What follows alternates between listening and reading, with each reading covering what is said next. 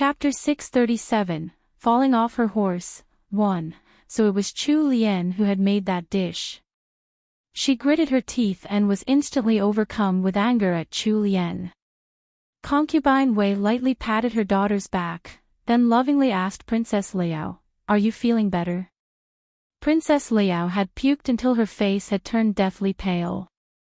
She only managed to stop puking with great difficulty, and she picked up a cup of tea from a palace maid. She took a sip from it and felt a little bit better. "Mother, does father hate me now?" Once she had calmed down, Princess Liao's eyes reddened. After a few more blinks, her tears began to fall. The emperor had very few daughters and Princess Liao was the youngest of them all. Previously, she had been the most pampered princess, and the emperor had never spoke to her harshly. However, he had suddenly turned his temper on her, all because of a disgusting dish. How could the headstrong Princess Liao accept this? Imperial concubine Wei saw how red her daughter's eyes were, and quickly rubbed her head to console her. "Yaoer, how could you think that? Your father has always loved you the most. He's just in a bad mood today, and you got caught up in it." Princess Liao sniffled, then buried her face in her mother's soft bosom. Imperial concubine Wei gently caressed her daughter's smooth hair, but her mind was incredibly tense as well. It was apparent that she had underestimated the place that the slut Yi Sun held in the emperor's heart. That girl was merely a lost cause that had crawled out of Yi Sun's belly, yet the emperor valued her so much. While Imperial concubine Wei doted on her daughter, she couldn't spend all day with her as there was still the hunt in the afternoon. The emperor would lead his officials to the forest to hunt, so she needed to act as host for the female guests. A short while later, Imperial concubine Wei hastily left, but she bumped into feudal Princess Anmin at the entrance of the tent. "Anmin, take good care of Liao. That child is in a bad mood today." Imperial concubine Wei assigned this task to her before leaving. Feudal Princess Anmin respectfully complied. When Imperial concubine Wei left, Anmin entered the tent to console Imperial Princess Liao. In the tent, Princess Liao suddenly cried out in alarm, then her eyes widened with rage and disbelief. "Cousin, what did you just say?" "Chu Lian cooked all the food at father's table just now." Feudal Princess Anmin, who was 2 years older than Liao, wore a grave expression as she nodded. "That's right." With that information in mind, Princess Liao clenched her teeth. She wished she could put Chu Lian to death right now. Having been pampered by everyone in the palace, she was used to being arrogant and domineering. The 2 times where she had had to suffer the emperor's criticism had both been caused by Chu Lian. Adding on to that her hidden feelings for He Changdi, she truly hated Chu Lian now. Luckily, she didn't know of Chu Lian's true relationship with the emperor, or she would probably go mad otherwise. Ah! How can that Chu Lian be so vile? Princess Liao was angry and frustrated. Feudal Princess Anmin softly sneered and rolled her eyes. "Cousin, why waste your time in hatred? Since you dislike her, just make life difficult for her. We're ladies of the imperial family, what's there to fear? Remember Chu Lian's identity. At best, she might be called Marchioness An Yuan, but at worst, she's just a child from a third-rate family." Hearing feudal Princess Anmin's words, Princess Liao's eyes shone. "Cousin, do you have an idea that can help me relieve my anger?" In the afternoon, everyone gathered in the plaza after resting. The plaza was covered in flattened grass and surrounded by a fence of banners. It was clear that the stewards in charge of the hunting grounds had made proper preparations. There was an open-air stable, an exquisite viewing arena, an archery range, a beautifully maintained polo field, and various other facilities. The emperor walked at the very front, and personally called out the names of people who were to enter the forest to hunt with him. Most of them were military officials. He Changdi, Royal Prince Lu Tai, Heir Zheng, and others were named. Even Sima Hui, the lady who had never been given a chance to prove herself as an equal match with men, was named. Prince Jean, who had been standing behind the Emperor, suddenly glanced in Sima Hu's direction. He may have looked at her in a low-key manner, but his gaze carried a subtle warmth and smile. Sima Hui had been raised like a son. When she heard her name, she stepped out and saluted with a smile. Her actions were natural and open, and there wasn't any hint of shyness or embarrassment in her gestures, unlike most ladies. Her cool action immediately won the eyes and admiration of many young military officials. The Emperor announced the names very quickly since it was already midday. They still had to hurry back before it got dark. Thus, everyone mounted their horses, and they galloped away into the forest. Right as the Emperor left, Princess Liao disregarded the protests of her servants and guards and jumped onto a horse. She pulled on the reins, and followed them into the forest. Feudal Princess Onmin hid in an inconspicuous spot, watching with disdain flashing across her eyes. Her lips suddenly widened into a smile. She turned towards an unfamiliar palace maid and said, "Did you see that? Tell sixth brother that it's been done." He Changdi, He Lin, Captain Gua and several others had been personally ordered by the Emperor to stay by his side. Currently, practically everyone had already hunted down an animal or two. He San Lang in particular was doing very well. He showed mastery in archery, and never missed. He had only shot 5 arrows, and every single one had hit a target. Due to this, the Emperor seemed to look upon him with favor. In the forest, an agile doe was moving about. The Emperor raised his bow and took aim. Right as he was about to shoot, he heard the voice of a guard beside him. "Your Highness, something happened." The moment of distraction was enough for the doe to escape into the distance. The Emperor angrily asked in a deep voice, "What is it?" The guard trembled, but remained determined to make the report. "Your Highness, Princess Liao has followed us, she's right behind." "What? This is preposterous." The Emperor's face instantly turned from tranquility to anger.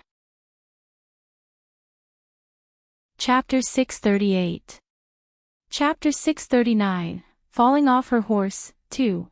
As Princess Liao had been heavily favored by the Emperor during her childhood, the horse-loving Emperor had often brought her to the ranch to relax.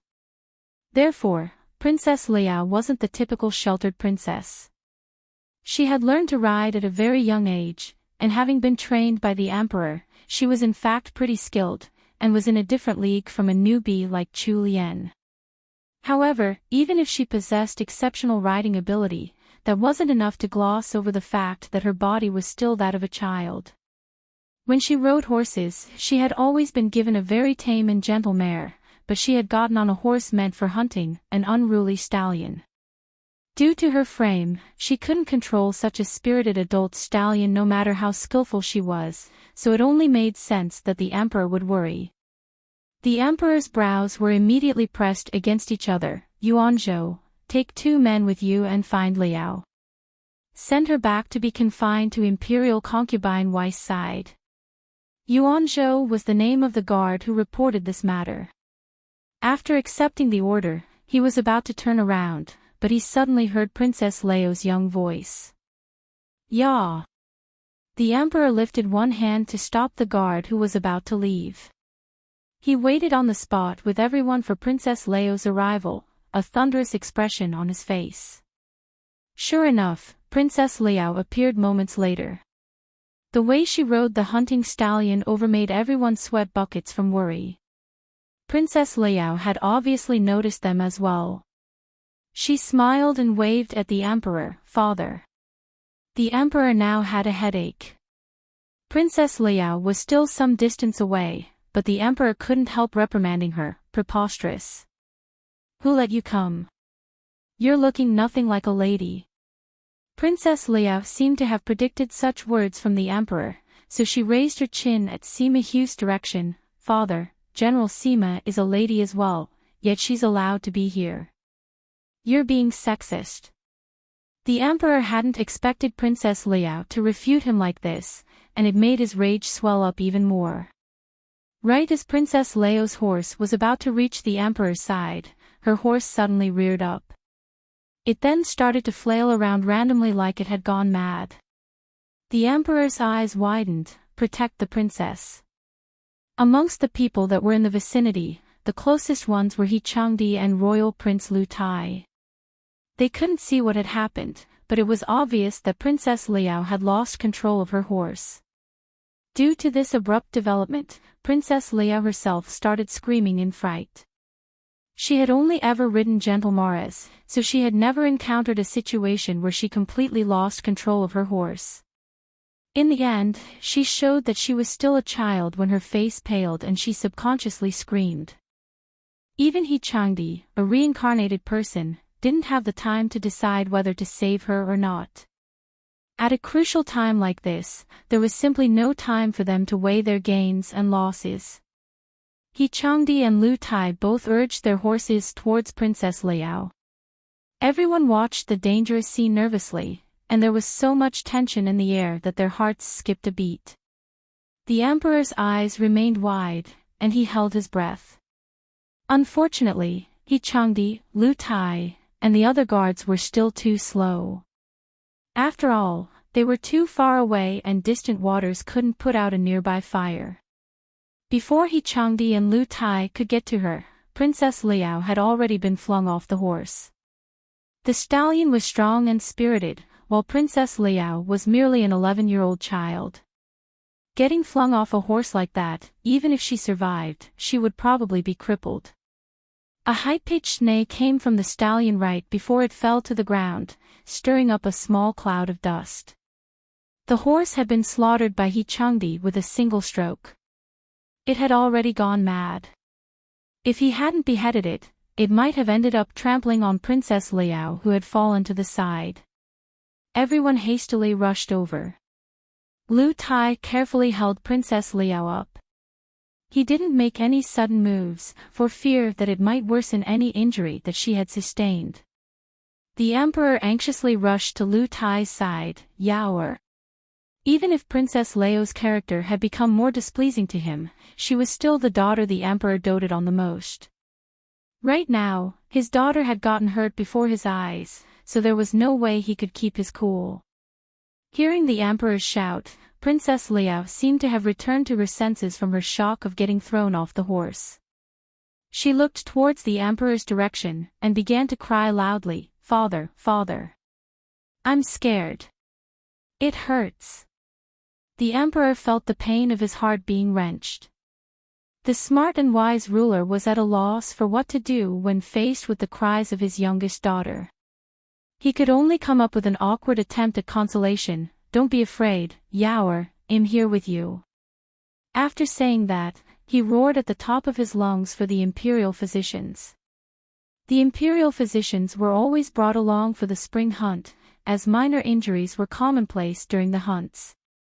However, the imperial physicians never followed them out on hunts in the forest, and they were currently still at the campsite. Chapter 639, Falling Off Her Horse, 3. He Lin noticed the Emperor's grave expression, and quickly walked up to him. "Your Majesty, the imperial physicians will take some time to arrive. However, this humble official has some knowledge of medicine. Please allow this humble official to examine the princess." The Emperor glanced at He Lin, which he took as permission. He Lin quickly went up to Princess Liao's side and took her pulse. Princess Liao stayed still, and He Lin quickly examined her as quickly as he could. A few moments later, He Lin turned around, with his brows tightly pressed together. "What's the result?" The Emperor was very familiar with He Lin, who was the commander of the Yulin army. Seeing the expression on his face, he was very much aware that the situation was dire. Right as He Lin was about to speak, the Emperor raised his hand to stop him, then took a few steps to the side, signaling to He Lin to speak softly. He Lin put his thoughts in order and his expression became even more somber. "Your Majesty, please forgive me for being blunt, but I'm afraid Princess Liao's left leg might be crippled. Even if we find a highly skilled doctor who can save the leg, Princess Liao will have trouble walking in the future even in the best case. The emperor sucked a cold breath through his teeth. What? His daughter's leg was crippled? He Lin was an incredibly conservative and competent person, and he always spoke appropriately. He would never say something that he wasn't sure of. Since he said that Princess Leo's leg was truly crippled, the reality might even be worse than his statement. The emperor shut his eyes, and calmed down soon after. He walked back to Princess Leo's side. At this point of time, he had already regained his rationality. Right now, he wasn't just a father. In front of everyone, he was a monarch who wouldn't tolerate any failure. Yuanzhou, bring some men with you to take the princess back. At the camp, get physician Zhou to treat Yaoer immediately. The guard, Yuanzhou, immediately complied. Earlier, the emperor and He Lin had intentionally stepped away to speak in privacy, but He Changdi had still been able to hear their conversation with his sharp ears. He was rather surprised at the condition of Princess Leo's leg. In his previous life, this hadn't happened at all. Even up till his death, all he knew was that Princess Liao was living happily and well. Yuanzhou was about to pick up Princess Liao from Royal Prince Lu Tai's arms when Imperial Princess Liao unexpectedly cried out. With tears streaming down from her eyes and a heart-rending wail, she pointed at He Changdi and demanded, "Father, I want Big Brother Changdi to take me back, woo-woo." The emperor was stunned. He stared over at He Changdi, who was still holding the long sword he had used to behead the horse in hand. The sword was still dripping blood, and he had an aura of slaughter about him. Actually, Princess Leo's demands were very sudden, and even more unreasonable. Although their rules weren't as conservative as to forbid 7-year-old boys and girls from sitting at the same table, that didn't mean that men and women could freely mix around in the Great Wu. He Changdi was a married man. While Princess Liao was 11, she was already in the process of becoming a lady. In the Great Wu dynasty, ladies could marry once they came of age. There were families who even started looking for suitors for their daughters when their daughter turned 12. At this age, it was already necessary for Princess Liao to keep her distance from men. Furthermore, Princess Liao had hit puberty earlier than average. Perhaps due to the good environment she had been raised in, she looked more mature than other girls that were her age. Although she was only 11, she didn't look much different from girls who were 13 or 14. Once Princess Liao spoke, many people in the surroundings covertly placed their eyes on He Changdi. There were some with thoughtful looks, some with jealousy, some with contempt, and some with malicious intent. He Changdi hadn't expected Princess Liao to make such an excessive demand at this juncture. Speaking of his interactions with Princess Liao, the only one worth mentioning was saving her once in order to grab the emperor's attention. After that, Princess Liao had somehow gotten the opportunity to meet him several times. At that time, Princess Liao was only 10, so He Changdi hadn't thought much of it at all. After that, he had gone to the northern border to fight for merit, and had finally returned after their great victory after the new year. The last time he had met Princess Liao was at a banquet in the palace, and they had only nodded to acknowledge each other's presence. Although He Changdi disapproved of Princess Liao's demands in his heart, he didn't think too much of it.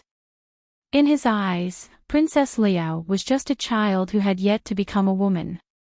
He stood there, motionless, with his frosty countenance and calm disposition as usual. It was obvious that the emperor couldn't make out what was on his daughter's mind, but he recalled the fact that He Changdi had saved his daughter last year. Thinking about it, perhaps his daughter wanted He Changdi to send her back because she wanted to rely on her savior. He Changdi had saved her before, so he could give her a sense of security. He glanced at He Sanlang, Marquis on Yuan, send the princess back. Since the emperor had spoken, He Changdi had no choice but to comply. He took Princess Liao from Royal Prince Lu Tai's arms, then led Yuanzhou and the other guards as they returned to the campsite on their horses. The treatment for Princess Leo's leg couldn't be delayed. The emperor watched motionlessly as he Changdi left with Princess Liao for a long moment. No one could tell what was on his mind. Finally, he got back onto his horse, and led his many officials deep into the mountains. Since he had watched his daughter get hurt, he had no mood to continue the spring hunt. However, he had already brought so many officials and nobles out, so it wouldn't be right to just return like this. He had to keep his spirits up and at least make a round around the hunting grounds today.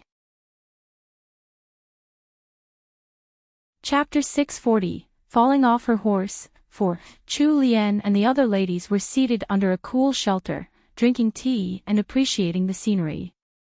At this moment, she was seated right beside Princess Wei and Royal Princess Duanjia.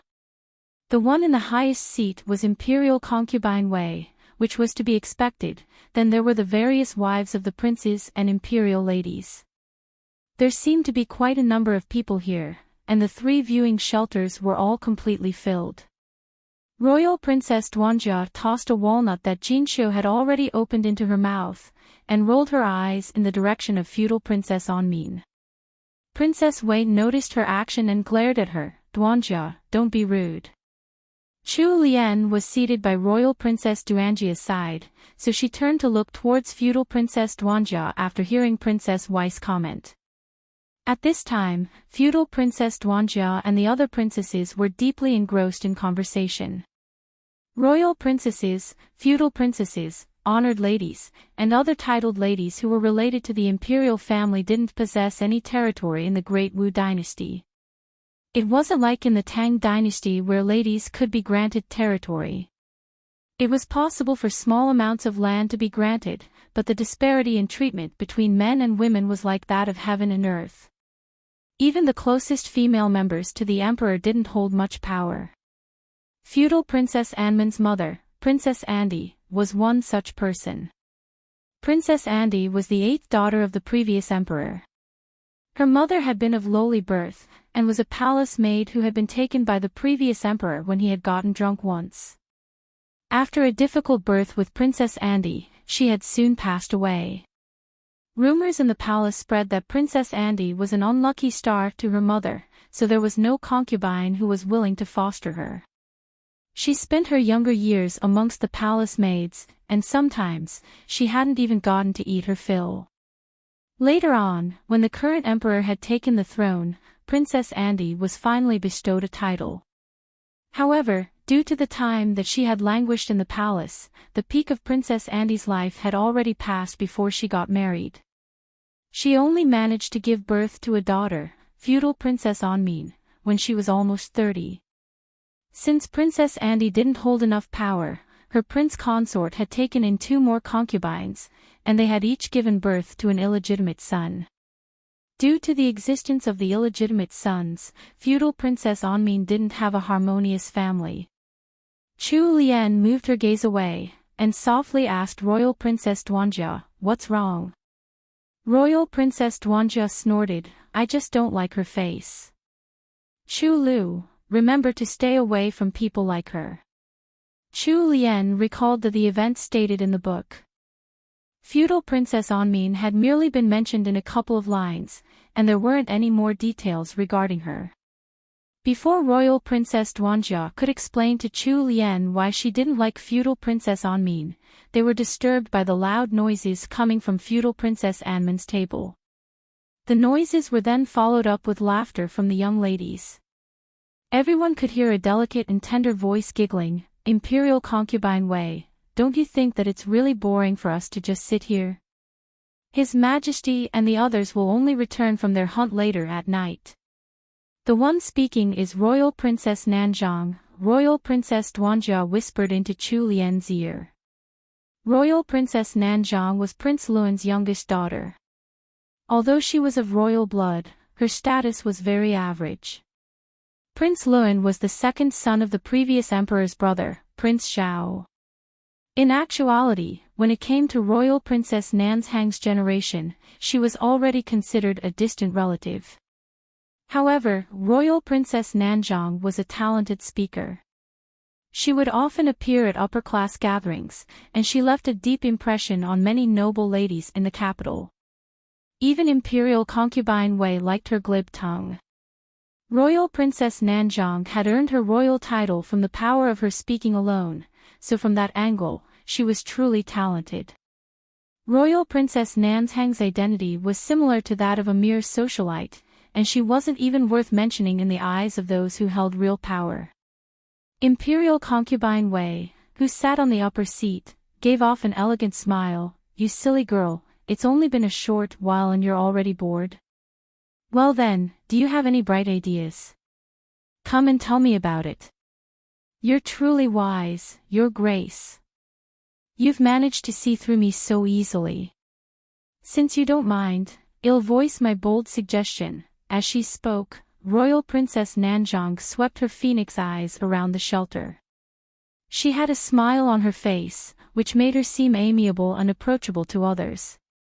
Although we are of the fairer sex, it's not like we actually lack any strength. We may not be as strong as General Sima, but I believe that practically everyone here can ride a horse. How about we play a game of polo? In the Great Wu Dynasty, both football and polo were extremely popular. As horses were expensive, football became more popular to the masses than polo. Sometimes, young children could be seen playing football on the streets. Polo, on the other hand, was an activity solely for the rich and noble. Practically all noble ladies knew how to play it. Women's polo was a little more gentle than men's polo, and the sticks and balls that they used were different. They also played with fewer players than men, and they played using the most carefully selected tame mares. Generally, there was no danger involved at all. This game was also an activity whereby ladies could showcase their physical talents. Imperial Concubine Wei seemed to be swayed by Royal Princess Nanzhang's words. She smiled and said, "Nanjong has made a good suggestion. Since we're already out, we might as well have some fun.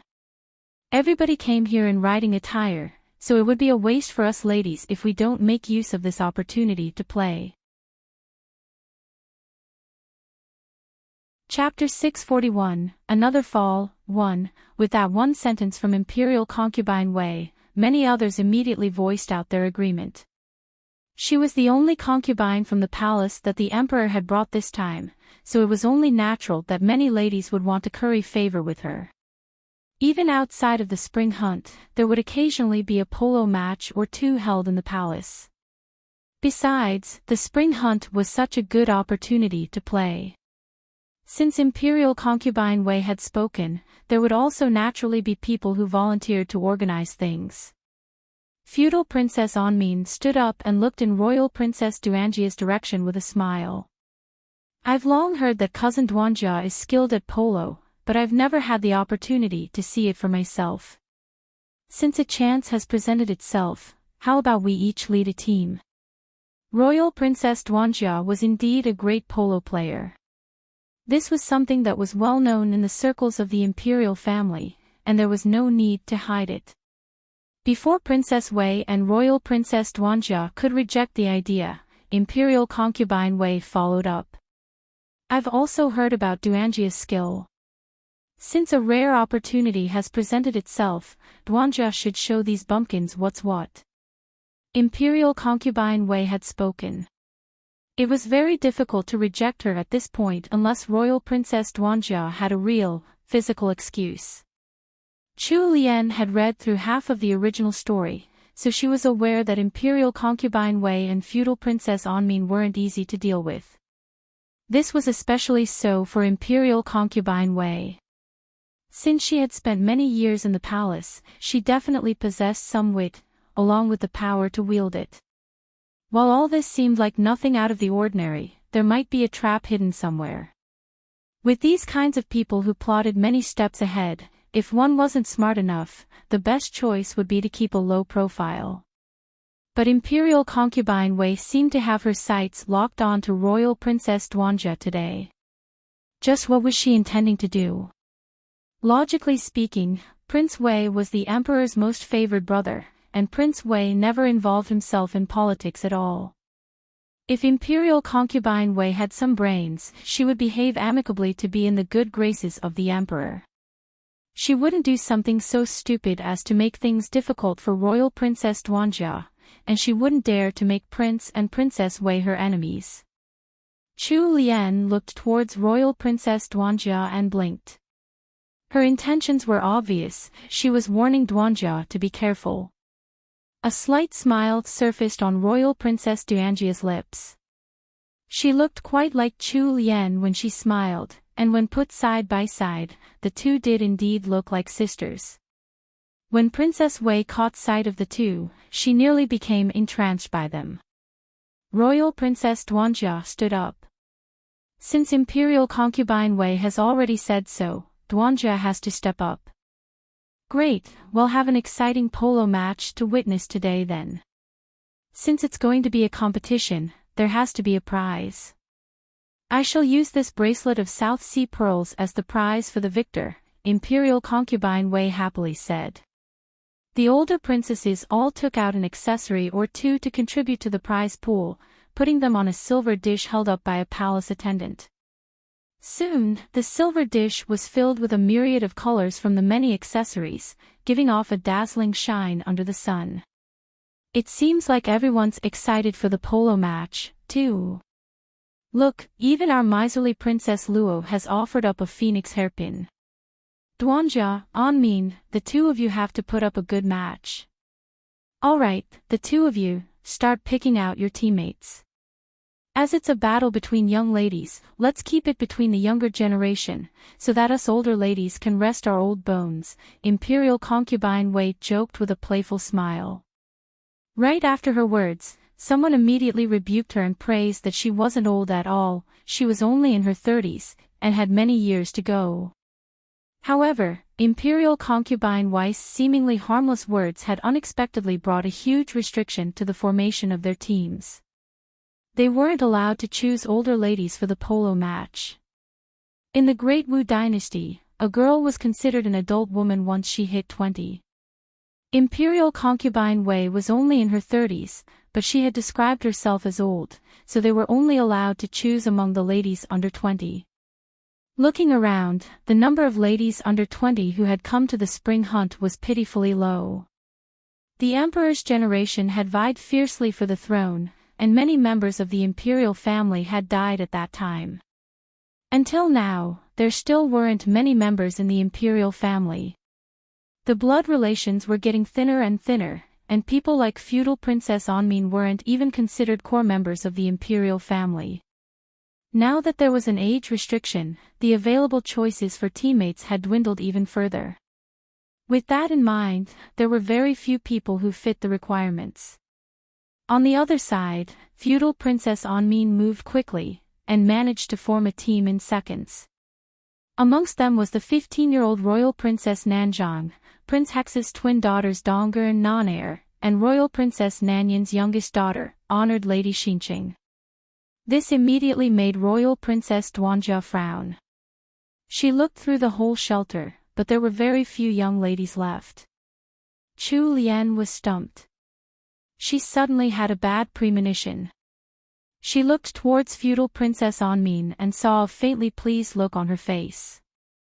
Chu Lian didn't know why, but she had the feeling that the one that they were actually scheming against wasn't Royal Princess Duanjia, but her.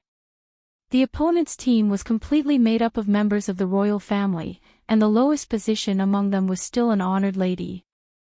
This move had blocked Royal Princess Duanjia from selecting anybody of lower statuses, such as maids. She had to select ladies with proper backgrounds, or it would be disrespecting her opponents. Dignity trumped over everything. If Royal Princess Duanjia failed to assemble her team, there would be no need to even compete.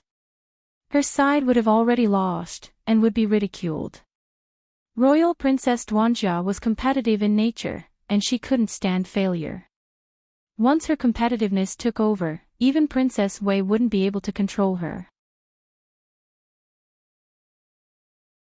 Chapter 642, Another Fall, 2. Royal Princess Duanjia looked around, and in the end, she dragged 3 young ladies into this. One of them was Royal Prince Han's wife, Royal Princess Su, who had come from a military family.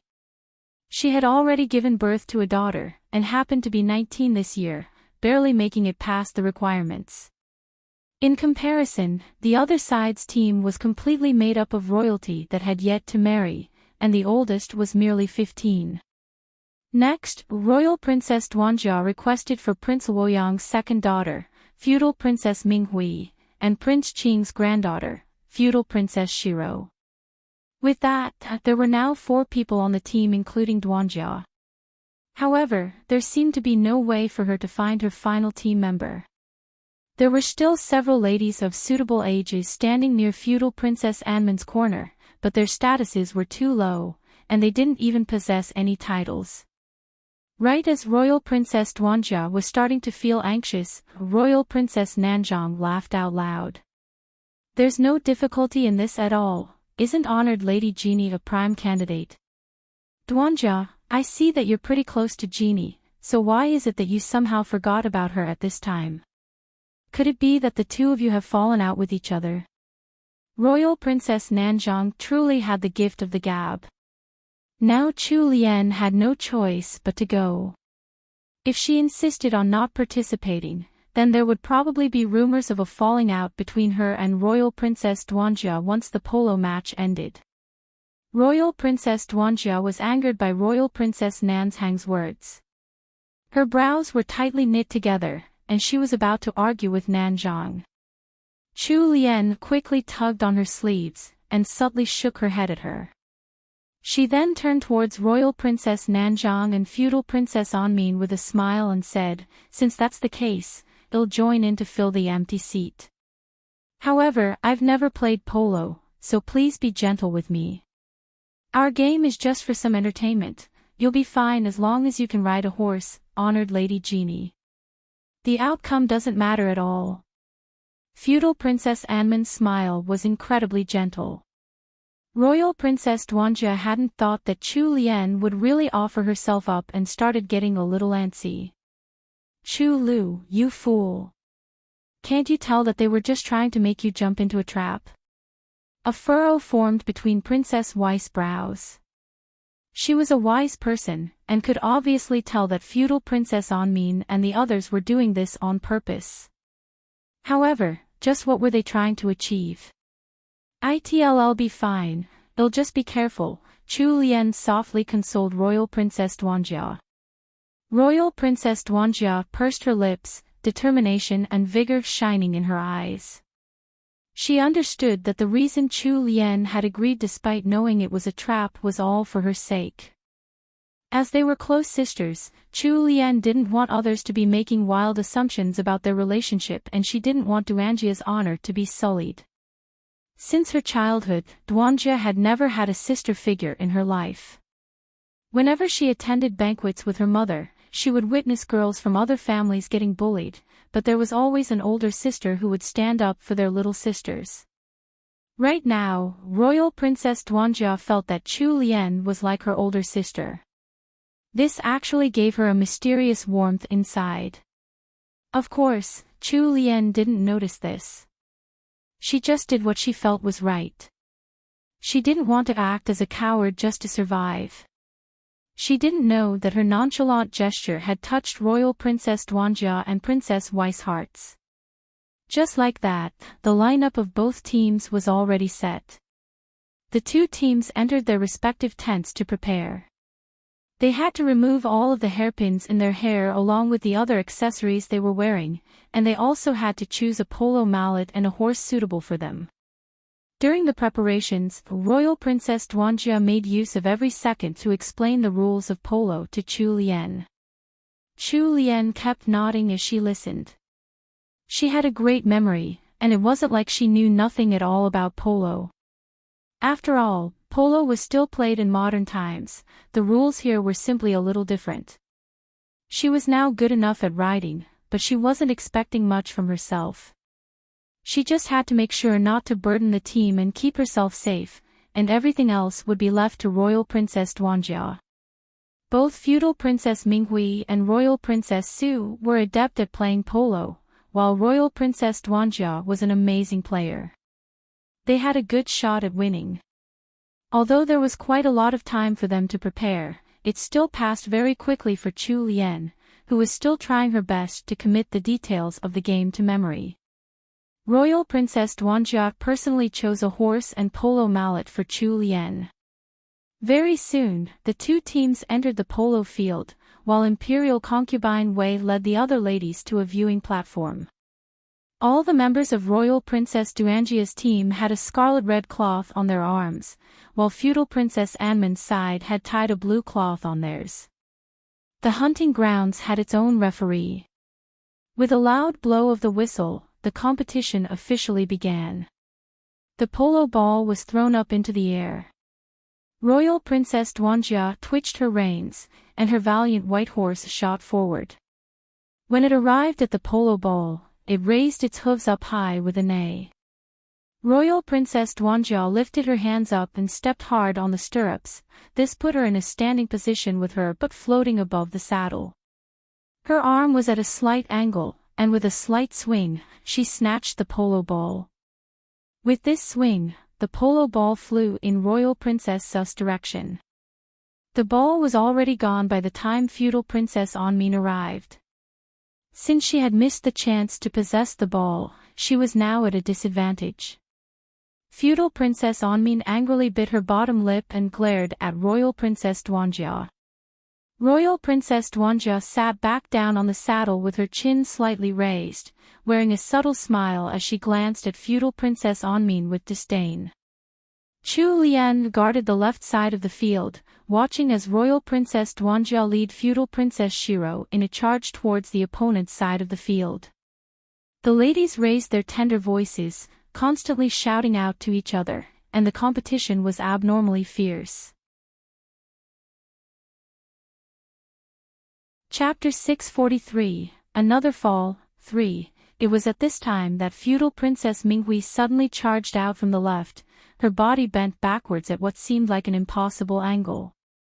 She swung her polo mallet, and she stole the ball in a shocking move. The ball was sent flying in an arc, and in 2 seconds, the ball entered the opponent's net with a pop. Royal Princess Duanjia's red team had scored a point.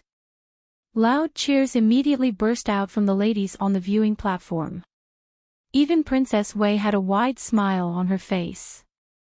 Following closely after that, the red team scored another point, making honored Lady Xinqing look at Royal Princess Duanjia in a different light.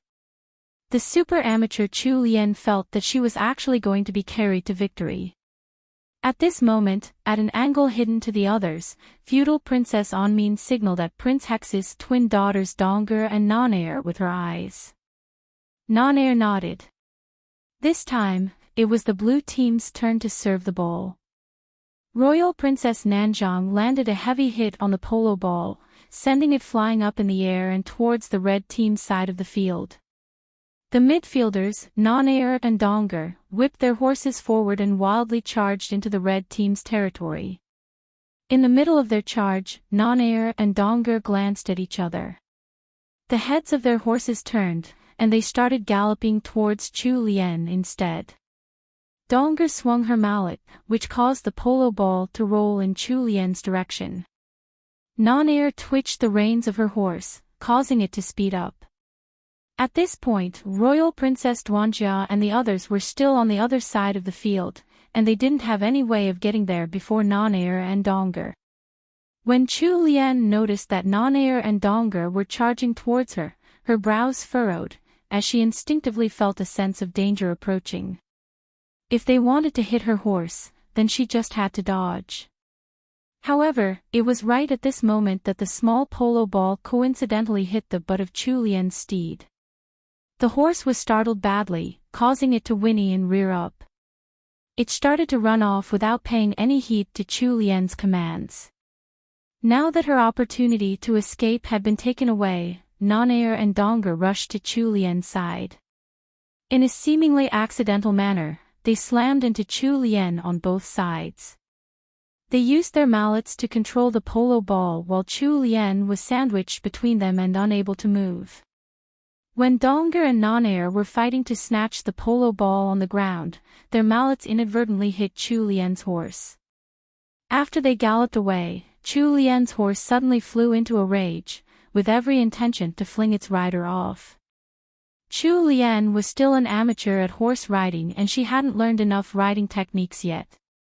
She didn't know how to calm the horse down and control it. Princess Wei and the distant royal Princess Duanjia felt their hearts stop. Princess Wei immediately ordered one of her servants who knew martial arts to rescue Chu Lian. However, it was still too late. They were too far away, and they were about to witness Chu Lian being flung off a crazed horse. In the end, Chu Lian was thrown off when she lost hold of the reins. She cried out in alarm, but right at this moment, a majestic horse suddenly charged onto the field. The horse leapt over the wooden fence surrounding the field easily, and the rider of the horse actually jumped off the horse's back without any regard for his own safety. A tall and slender figure caught Chu Lian in mid-air, then embraced her tightly. Moments later, there was the muffled sound of bodies hitting the ground. The world seemed to go out of focus for Chu Lian as she rolled uncontrollably for a few rounds before coming to a stop.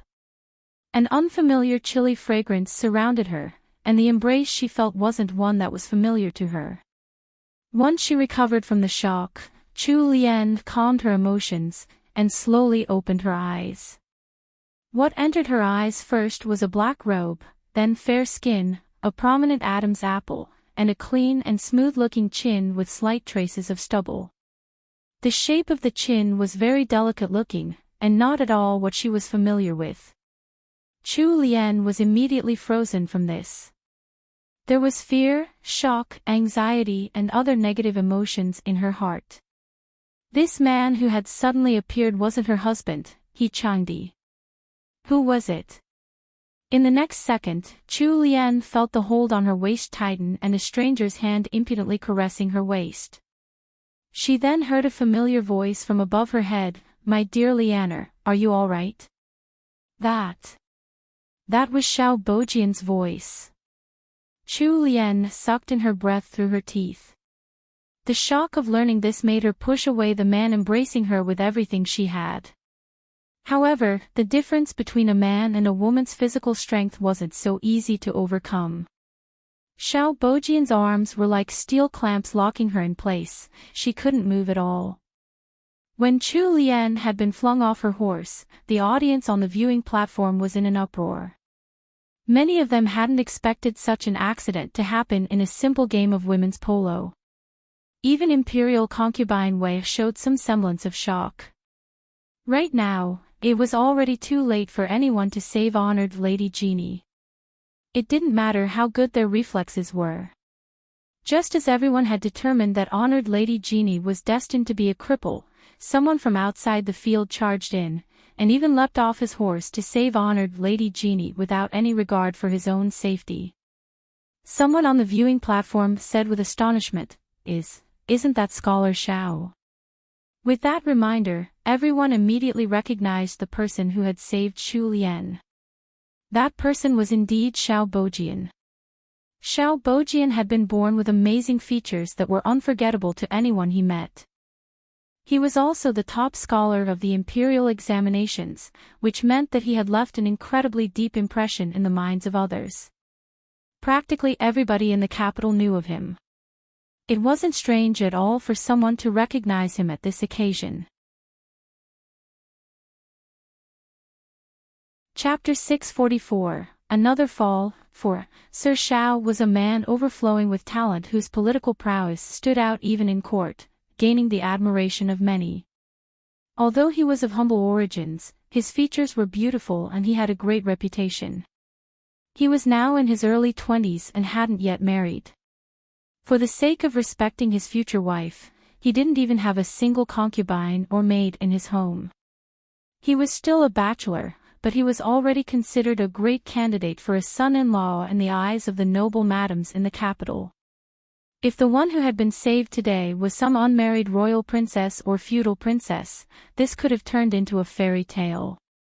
All that would be needed was for Imperial concubine Wei to betroth her to Xiao Bojian, and it would be absolutely perfect. Unfortunately, the one who was saved was honored Lady Jeannie, the wife of Marquis An Yuan, a lady who was already married. Now the situation was turning awkward. Looking at them, Sir Shao seemed to be hugging honored Lady Genie pretty tightly. The look in his eyes was filled with emotion too. It couldn't be that these two had feelings for each other before, right? Otherwise, why would Xiao Bojian have chosen to risk a serious injury for the sake of saving honored Lady Genie at a critical situation like this? Suddenly, everyone's thought processes turned 180 degrees, with all sorts of guesses and gossip flooding their minds.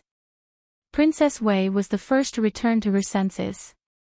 She angrily watched how tightly Xiao Bojian held Chu Lian, but before she could speak, there was suddenly a loud commotion coming from the rear of the polo field. Everyone's eyes were drawn towards the direction of the commotion, and it was an incredible sight to behold. The Emperor had returned. He was standing some distance away with his brows furrowed and his hands behind his back with a dignified expression on his face. He was an incredibly charismatic ruler, and nobody could guess at what was on his mind. He stood in front of the others, all standing in that corner in a strange silence. Those on the viewing platform didn't know how long he had been standing there, and how much he had seen. He Changdi was also there at one side. He had also seen what happened alongside the Emperor, but they had happened to arrive right as Xiao Bojian was rolling on the ground with Chu Lian in his arms. His phoenix eyes narrowed with a deep glare in Xiao Bojian and Chu Lian's direction. The air was heavy around him, and his dashing face couldn't get any darker. He even subconsciously held Royal Princess Liao more forcefully. Princess Liao groaned, then with a teary voice, she said, "Brother Changdi, please be more gentle, you're hurting me." It was this voice that seemed to break the mysterious silence. Princess Liao's leg had already been treated. It was now firmly secured by wooden planks. Princess Wei's subordinate had finally reached Chu Lian's side. When the maid who had been tasked with saving Chu Lian saw how tightly Xiao Bojian was holding Chu Lian, her eyes narrowed. Acting as if she hadn't noticed anything out of the ordinary, she said, "Honored lady, are you hurt anywhere? Please allow this servant to help you up." Xiao Bojian finally released Chu Lian, and Chu Lian was supported to a standing position by the maid. Other than her pale face from the fright and several tears on her clothes, she hadn't gotten any serious injuries and was pretty much fine. The maid sighed in relief before finally helping Xiao Bojian up. However, the severity of Xiao Bojian's injuries outclassed Chu Lian's by far. When they had been rolling on the ground, he had held Chu Lian so tightly and acted as her shield without care for himself. His right leg was sprained and there were heavy bruises on multiple parts of his body. There were likely internal injuries hiding under those bruises as well. He would need some time to recuperate from this. As the maid helped Xiao Bojian up, he stumbled due to his sprained ankle. Who knew if he had done it on purpose or not? He somehow fell in Chu Lian's direction. Although Chu Lian didn't like Xiao Bojian as a person and even felt disgust towards him, it was still a fact that he had saved her when she had been flung off her horse. Since he was going to fall, she couldn't push him away. Thus, she caught him. However, Xiao Bojian rested his entire body on Chu Lian's shoulder, and his arms directly wrapped around Chu Lian's waist. Chu Lian stiffened up.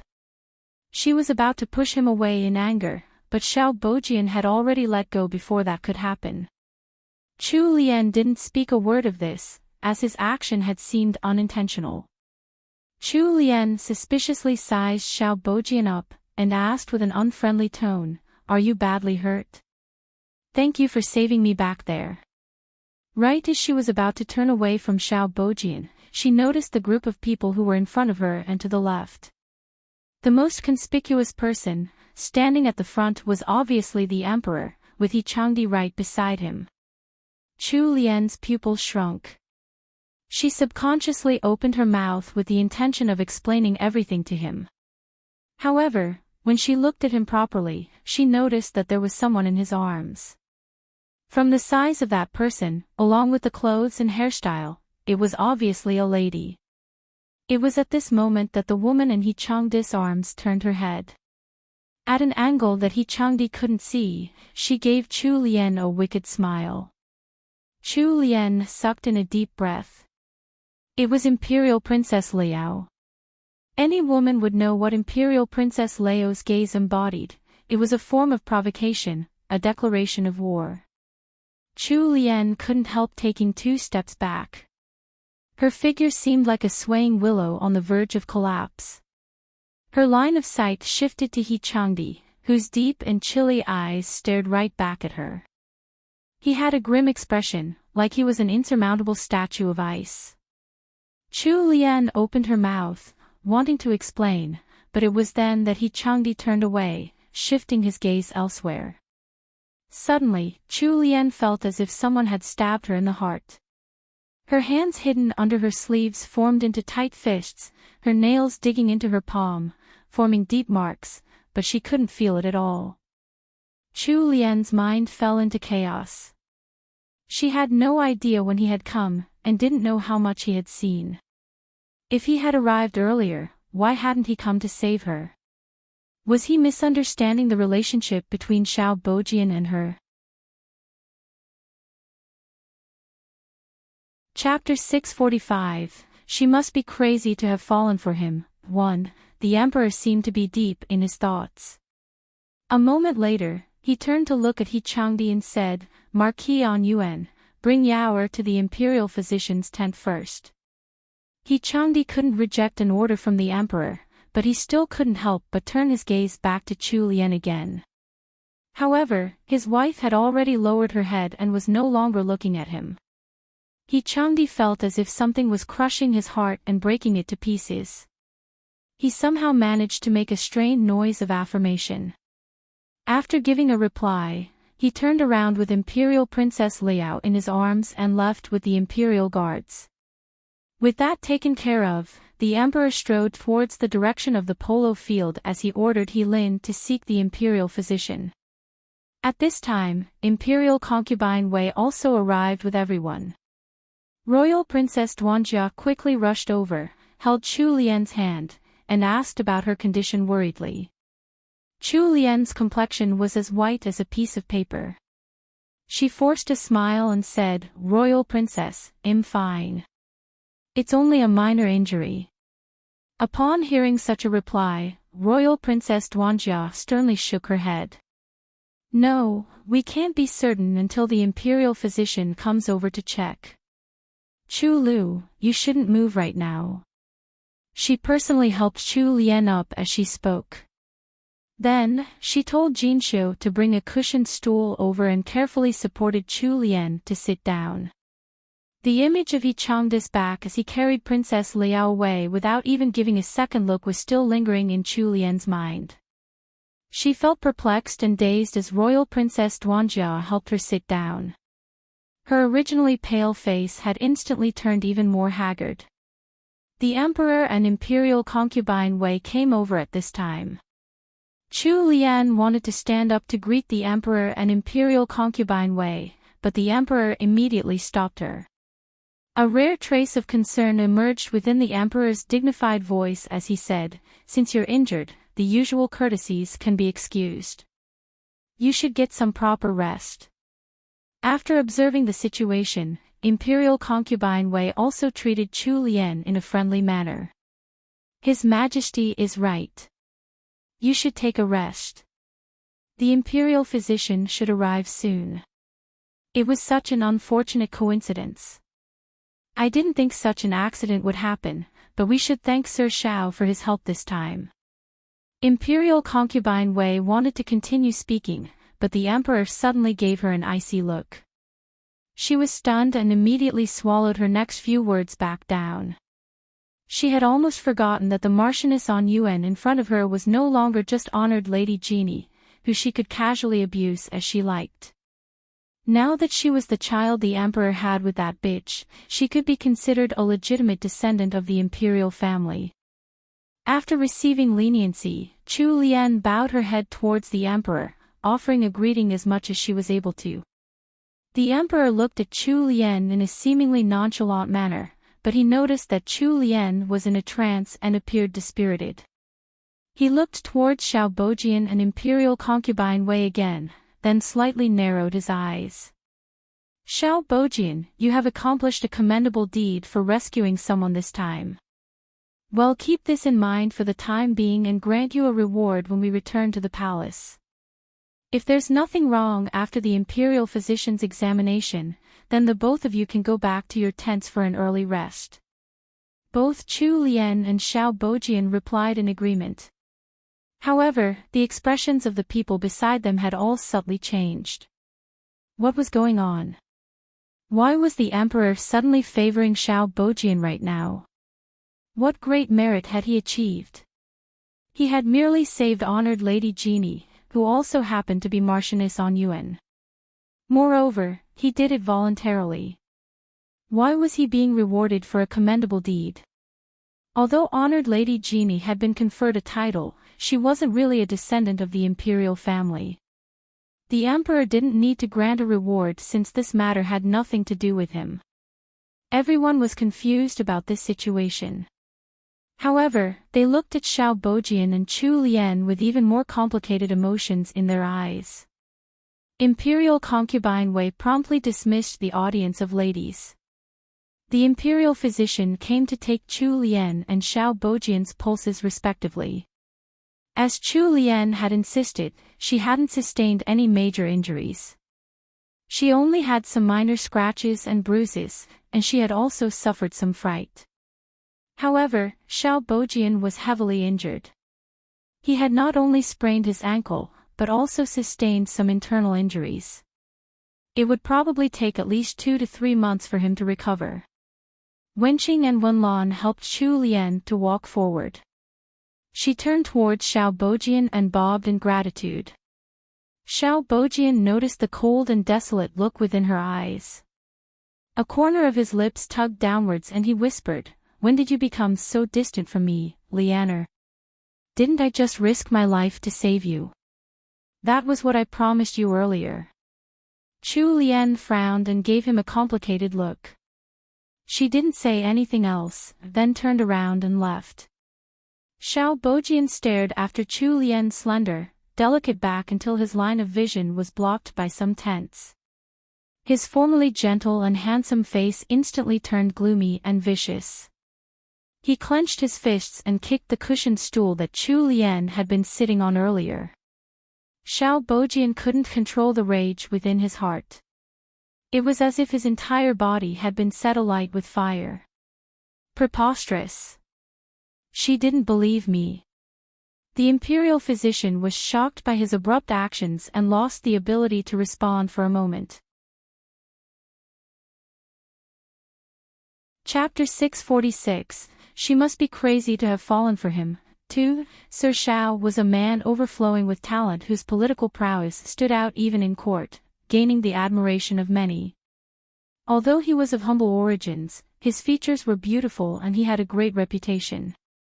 He was now in his early 20s and hadn't yet married. For the sake of respecting his future wife, he didn't even have a single concubine or maid in his home.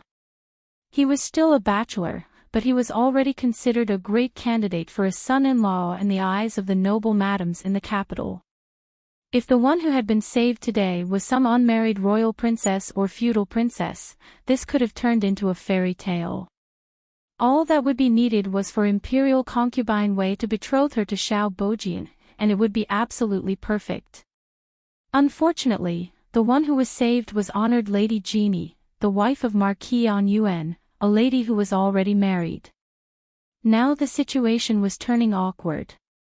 Looking at them, Sir Xiao seemed to be hugging honored Lady Dreamy pretty tightly.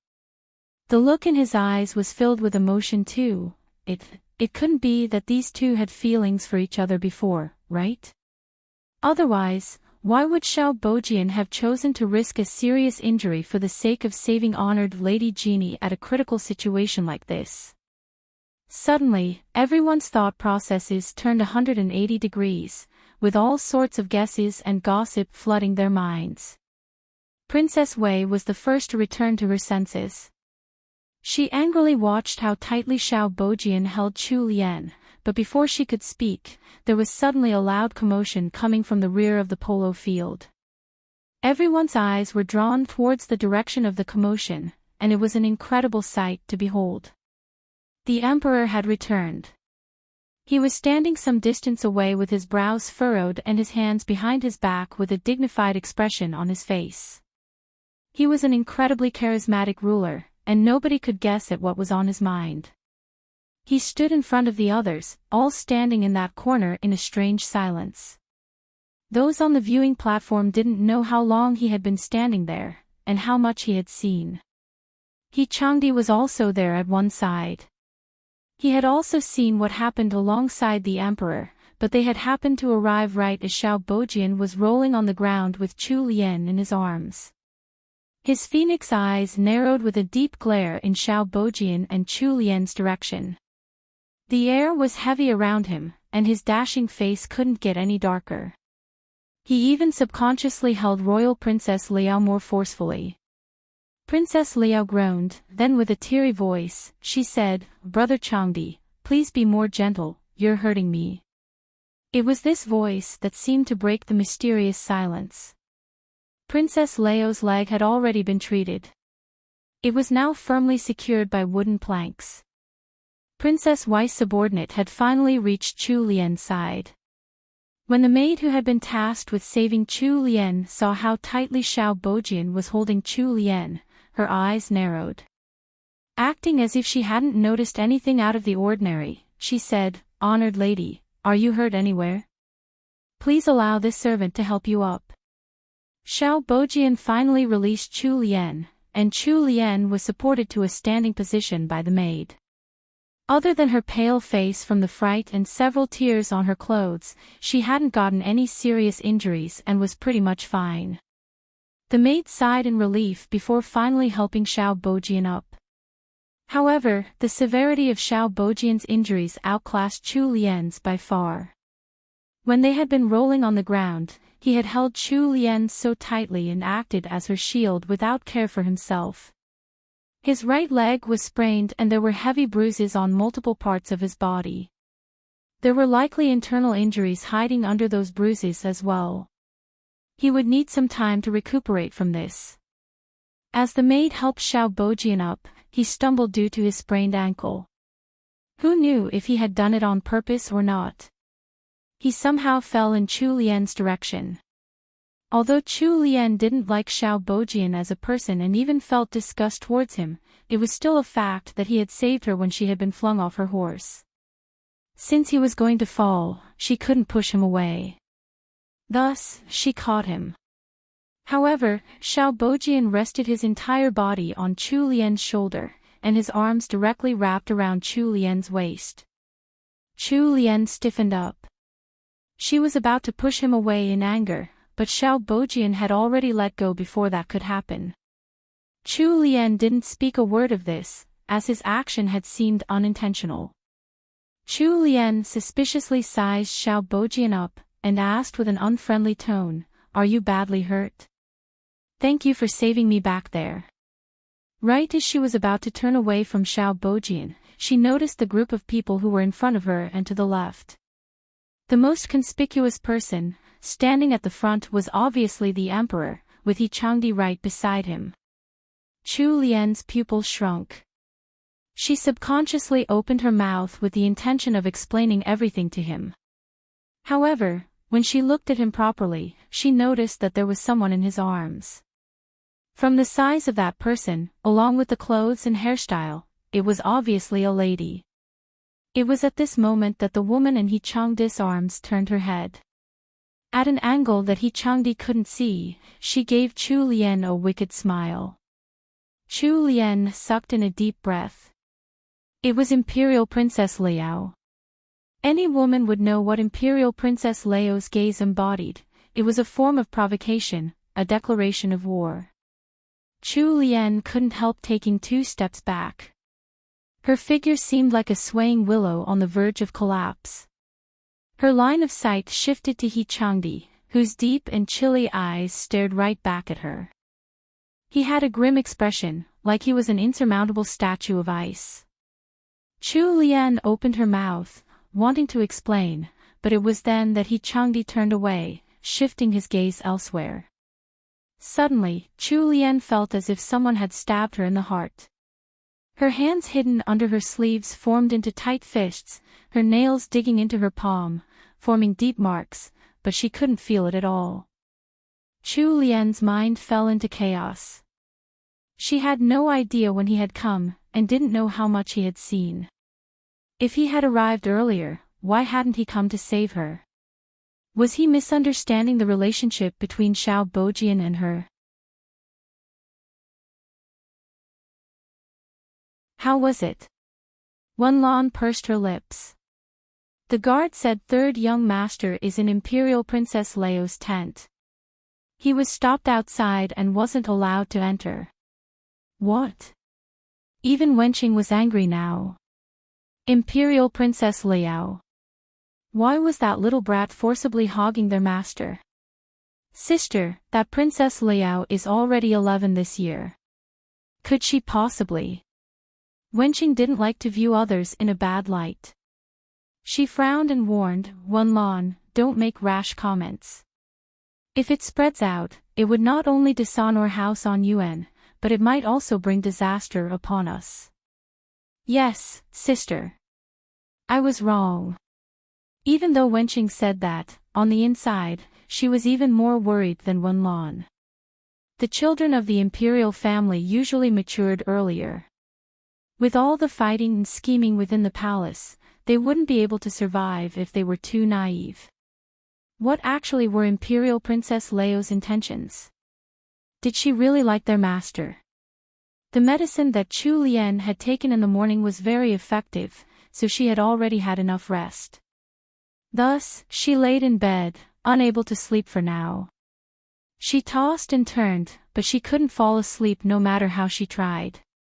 She finally managed to fall asleep after struggling for an hour.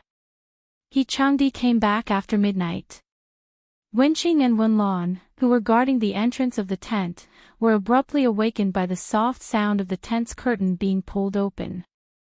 When they realized that it was a Duladen Changdi who came in, they finally set down the swords in their hands and stood to the side respectfully.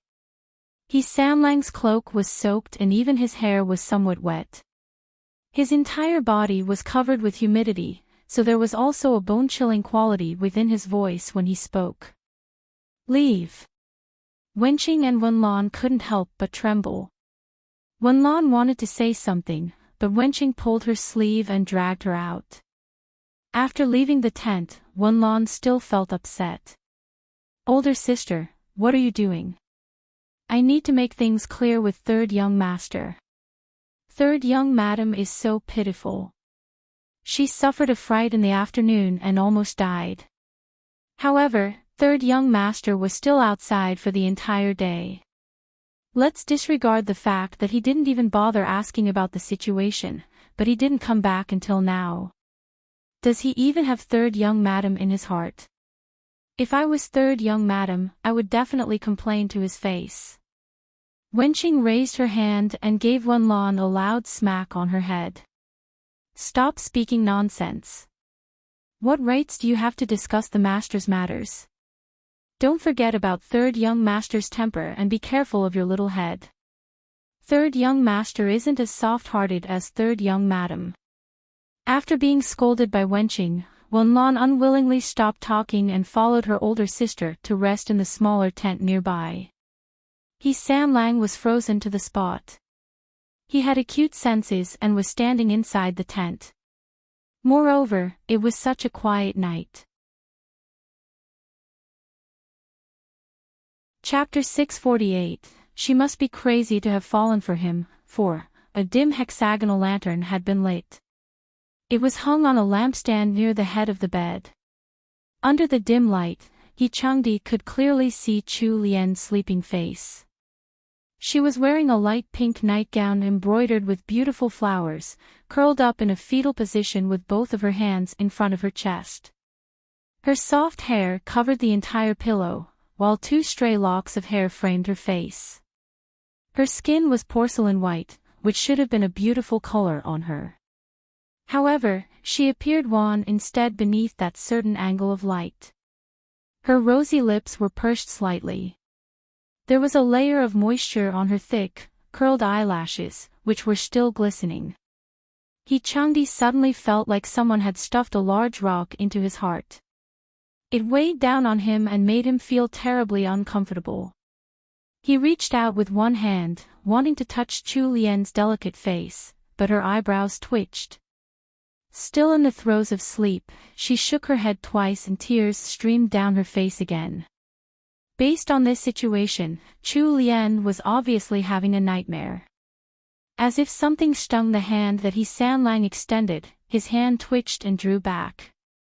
When he recalled Xiao Bojian saving and embracing her this morning, veins on his forehead throbbed in anger. He couldn't control the jealousy and rage within his heart. He had seriously been fighting the urge to tear Xiao Bojian into pieces. After that, Chu Lian had smiled so sweetly and thanked Xiao Bojian, which was something even harder for him to endure. He knew that the incident wasn't Chu Lian's fault and that she had to express her gratitude to Xiao Bojian. However, he still couldn't suppress the rage within his heart. By the time he gradually calmed down, he became even more fearful. He was frightened by his own extreme possessiveness towards Chu Lian. He couldn't even stand seeing her standing with another man, or even engaging in normal interactions. She could only belong to him. No matter if she was smiling or crying, her face could only be directed at him alone. When he thought of this, Enchanting covered his face of fatigue with a hand and rubbed it vigorously. Enchanting stood beside Chu Lian's bed for a long time. However, when Chu Lian awoke again, he was already gone. After opening her eyes, Chu Lian looked around the tent instinctively. She still didn't see the person who she had been thinking about for the entire day. This time when Wenlan came in, Chu Lian couldn't help but ask, "Has Enchanting come back yet?" Wenlan shot a cautious look at Chu Lian and nodded. Replying to third young madam, third young master returned at midnight yesterday. He was called out early this morning. The emperor wants to go hunting today, so most of the officials were summoned to the hunt. Chu Lian was usually a deep sleeper, but she hadn't slept very well last night. If someone had slept beside her, she would have definitely sensed it. Moreover, when she woke up this morning, the bedding beside her was still very neat. Nothing had been moved, so it didn't seem like someone had slept there. Wenlan was attentive and noticed the look in Chu Lian's eyes. She summoned up her courage to explain, "When this servant brought hot water over this morning, I saw third young master sleeping on the chaise behind the screen." Chu Lian narrowed her eyes. The light in her normally clear, bright eyes instantly dimmed. When Wenlan saw that, her heart felt like it was being crushed and it ached painfully. She regretted telling third young madam about that matter. Chu Lian didn't ask any more questions after that. She rested against the bed frame for a while with dull eyes. An hour later, she asked Wenqing to help her up for breakfast. The breakfast was on the table in the middle of the tent, so Wenqing helped Chu Lian walk over to the table. In the middle of the meal, Wenqing softly said, "Third young madam, this servant has something to report." Chu Lian regained her focus and cheered up. She lifted her head and looked at Wenqing. "Tell me." "Third young madam, Imperial Princess Leo's leg was injured after she insisted on going hunting in the woods yesterday. The Imperial physician said that even after she recuperates, her leg would probably be crippled." Chu Lian was slightly shocked after listening to Wenqing's words. Imperial Princess Leo's leg was likely going to be crippled. She looked at Wenqing again, and saw that she had lowered her head and stopped talking. Chu Lian sighed helplessly as she understood the meaning behind Wenqing's words. She was probably helping Enchanting explain. An explanation for him returning late at night and the reason he wasn't concerned about her injury. However, it simply didn't make sense. Imperial Princess Leo had only injured her leg. Even if she had injured her head, it still didn't have anything to do with Enchanting. Why would he return late at night because of Imperial Princess Liao? It couldn't possibly be from the Emperor's Imperial Order, could it? That is, unless the Emperor had nothing better to do and wanted to make things difficult for him, a married young man who already had a legitimate wife. It was true that Imperial Princess Liao had feelings for him, but she was still young. Neither Imperial concubine Wei nor the Emperor would be so desperate to choose a married man, who was nearly 10 years older than Imperial Princess Liao, for her. After Chu Lian finished eating, she set down her chopsticks and stood up. All right, I understand. Wenqing, Wenlan, come with me for a walk. Wenqing didn't think that third young madam would react so calmly. She felt somewhat uneasy inside and didn't dare to speak up again. Chu Lian pulled aside the thick curtains of the tent that kept out the wind. Then, she looked towards the wide horizon of the clear blue sky. Chapter 649, Caring Old Brother, 1. The imperial hunting grounds were surrounded by beautiful scenery, with mountains, waters, and forests. Since Chu Lian was injured, the emperor allowed her to stay in her tent to rest. She didn't need to participate in any activities.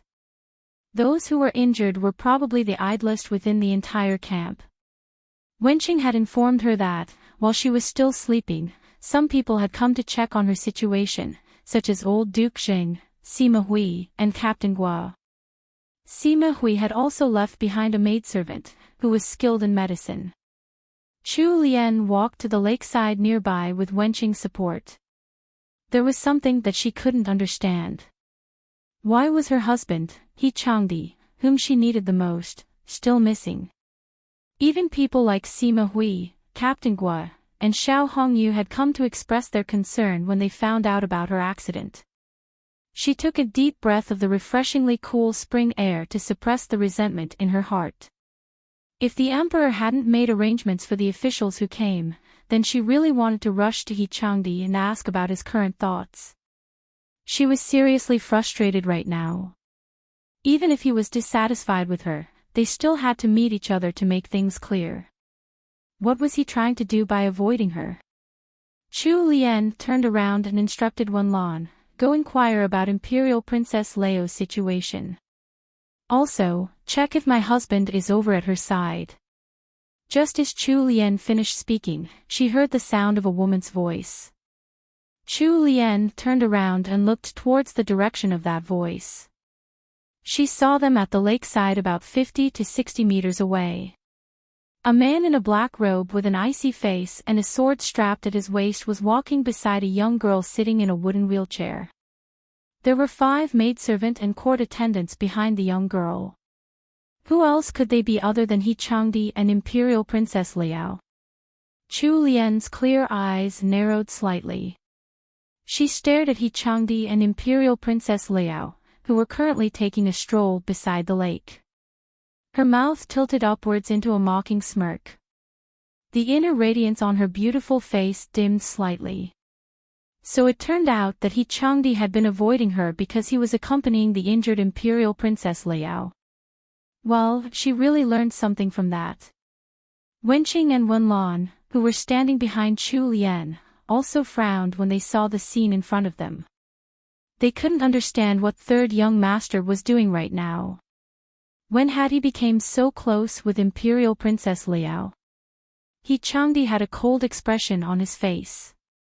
With narrowed eyes and a bottomless gaze, it was hard to tell what he was thinking about. When looking carefully, he seemed to have 2 dark smudges under his eyes. He suddenly sensed a familiar gaze on him.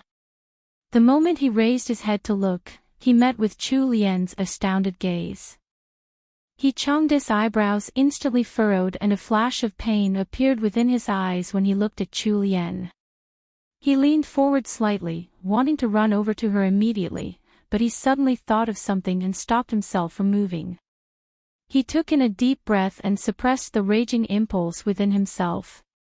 Then, he turned his eyes away coldly. Out of the corner of Chu Lian's eyes, she could see Imperial Princess Liao revealing a jeering and proud smile.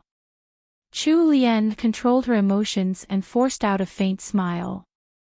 She bobbed a greeting toward Imperial Princess Liao from afar, then resolutely turned around and left without looking back again.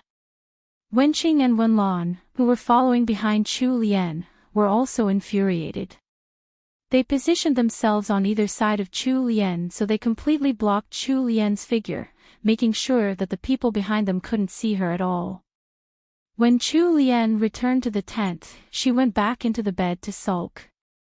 She had originally wanted to go out to get some fresh air, but she hadn't expected that it would make her feel even more frustrated instead. Damn it, He Changdi was seriously so toxic. Shortly afterwards, Wenqing reported the information that she had found regarding Imperial Princess Leo's situation. When she mentioned Imperial Princess Leo's injury, Chu Lian didn't feel any sympathy for her at all. There was even a faint sense of delight within her heart. Imperial Princess Leo had been hostile towards her since the first time she entered the palace. Her hostility had become even more obvious nowadays. She still didn't understand He Changdi's intentions. Although Imperial Princess Liao was still very young, her intentions were clear. Did He Sanlang really want to become the emperor's son-in-law and marry a princess? The Great Wu dynasty wasn't the same as the previous dynasty. A prince's husband wouldn't be given any actual power. If he married the emperor's daughter, then he would just become an idle plaything waiting for death. Chu Lian's mind was in a jumbled mess. The hunting ground was located in the outskirts of the capital. The weather lagged slightly behind the capital. It was still pretty cold at night. She had ridden all the way here, then suffered a fright yesterday. Thus, she hadn't gotten a good night's rest last night. Chu Lian had obviously become thinner. She looked pale and haggard now. It seemed like all the previous nourishing for her body had been for naught. Wenlan's heart seriously ached. She and her sister knew some martial arts, so they would usually be responsible for taking care of Chu Lian when she goes out. However, Xian was definitely the maidservant whom third young madam trusted the most within the estate. The night before they had departed, Xian had specially told them to take good care of third young madam's health. Senior servant Zhong had also left some words for them in particular. After all, third young madam's health had become better and the young couple had a loving relationship. It was entirely possible that there was already a young heir in her belly. Well, look at what happened now. Not only third young madam had not gained any weight, but she had even become thinner than before. Chapter 650. Transmigrator meets Reincarnator. Chapter 650, Caring Old Brother, 2. This story is completely free to read on Volera Novels. Please support my translations on the original source. Chu Lian was so angry that she didn't even have an appetite. Over the past couple of days, she ate very lightly for all her meals. Wenlan asked worriedly, "Third young madam, do you have anything that you want to eat for lunch? This servant will go prepare it for you." Third young madam usually placed a lot of importance with regards to food, but she just waved her hand in disinterest now. Just prepare a few simple dishes. I ate very little this morning, so prepare for lunch earlier. Wenlan didn't understand Chu Lian's meaning and thought that third young madam's appetite had recovered. With a happy expression on her face, she took 2 maidservants with her to pick out the ingredients. Chu Lian really did have lunch a lot earlier this afternoon. She ate about 2 hours earlier than usual. However, she didn't eat as much as Wenlan had expected. Chu Lian only drank half a bowl of the fragrant old duck stew before saying she was full. After that, she went behind the screen to take an afternoon nap. When He Changdi returned at noon, Chu Lian had just gone to sleep an hour ago. When he entered the tent and noticed that it was completely quiet, his expression became even more stern and cold. "Your young madam hasn't eaten yet." Wenqing replied with her head bowed, replying to third young master, third young madam ate 2 hours ago. She's taking a nap right now. Though Wenqing's words sounded respectful, they lacked some emotion. He Changdi could sense the changes within the entire tent. He had been intending to mention having lunch with Chu Lian, but he decided to give up on the idea in the end. He waved his hand at Wenqing, "You can go." Wenqing left the tent without even looking back. Liyue was waiting outside and went up to Wenqing when he saw her come out. Liyue's face was full of anxiety. "My dear sister Wenqing, how's the situation inside?" "What do you mean?" Liyue pulled Wenqing to the side and whispered, "Didn't you notice that third young madam is quarreling with third young master? What do you think happened? They were fine earlier, but everything suddenly changed." Wenqing was already angry at He Changdi, so her anger was instantly ignited when the tactless Liyue began making false assumptions. It seemed like the saying that servants will act the same as their masters was true. This Liyue wasn't a good person either. "Open your damned eyes and have a good look. Is it third young madam's fault? Or third young master's fault? If you don't know the answer, then you're also not allowed to eat, just like your third young master." Liyue widened his eyes in shock and pulled on Wenqing's sleeve. "Ah, my dear ancestor. Please, I'm seriously begging you. Please give me a bowl of food. I've been running around for the whole morning and I haven't even had a sip of water." Wenqing sneered, "What? The snacks over at Imperial Princess Liao's place wasn't enough to fill your stomach? Stop pretending to be so pitiful in front of me." Liyue felt pity for himself inwardly. "Sister Wenqing, please don't misunderstand me. I went out for an errand early this morning. I never went to Imperial Princess Liao's side." Wenqing was stunned. "You didn't go to Imperial Princess Liao's tent?"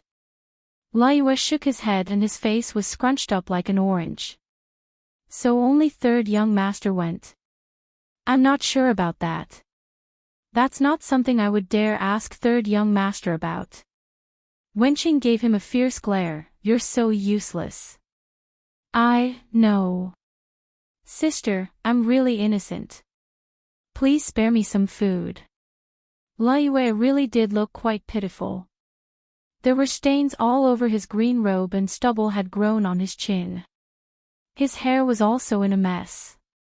Just by looking at his appearance, he really looked like a random refugee. Wenqing harumphed, "Come with me. Third young madam has some leftovers from lunch." "You got lucky."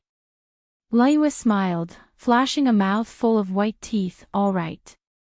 It's fine as long as there's something to eat. I don't mind." The hungry He Changdi, who wasn't even in the mood to eat, would never have thought that his personal manservant had already abandoned him. Each household was to take care of their own food and needs on the hunting grounds, as the imperial family wouldn't care about their survival. Even if He Changdi was on duty every day, he still needed to have his meals in his own tent. Chu Lian had purposely eaten earlier to avoid having to sit at the same table as He Changdi. However, she didn't expect Wenqing and Wenlan to be even more harsh. They hadn't even prepared any food for He Changdi. Regardless, He Changdi didn't have any appetite right now. His head and heart were in a complete daze. He tiptoed around the screen to check on Chu Lian. Chu Lian was laying on her side with her back facing him. Her soft little body was curled up into a ball. He reached out, about to touch her, but he retracted his hand halfway through. He closed his eyes, then walked around the screen and laid down on the chaise beside it for a while. Chu Lian opened her eyes once he left. Chu Lian stared at the ceiling and blinked furiously. She hadn't actually fallen asleep just now. After a long moment, she smiled at herself mockingly. It seemed like it would be impossible to get an explanation from He Changdi. Forget it. If he didn't want to speak, then so be it. Chu Lian angrily turned over, closed her eyes, and fell asleep for real. He Changdi wasn't in the tent anymore when she woke up. In the afternoon, the emperor took his men to the forest in the mountain to hunt. Royal Princess Duanja sent someone to bring over some wild meat, including wild duck, pheasant, and a deer. There was supposed to be a bonfire banquet tonight, but Chu Lian used her ill health as an excuse to decline attendance. However, Chu Lian felt bad for not doing anything at all when facing the game that had been sent over. Wenqing brought a rocking chair over for her. She sat on the chair and directed the maidservants on how to roast the game. After they finished preparing the wild meats, Chu Lian didn't even take a bite. She ordered people to send them to old Duke Sheng, Royal Princess Duanja, Prince Jean, and the others.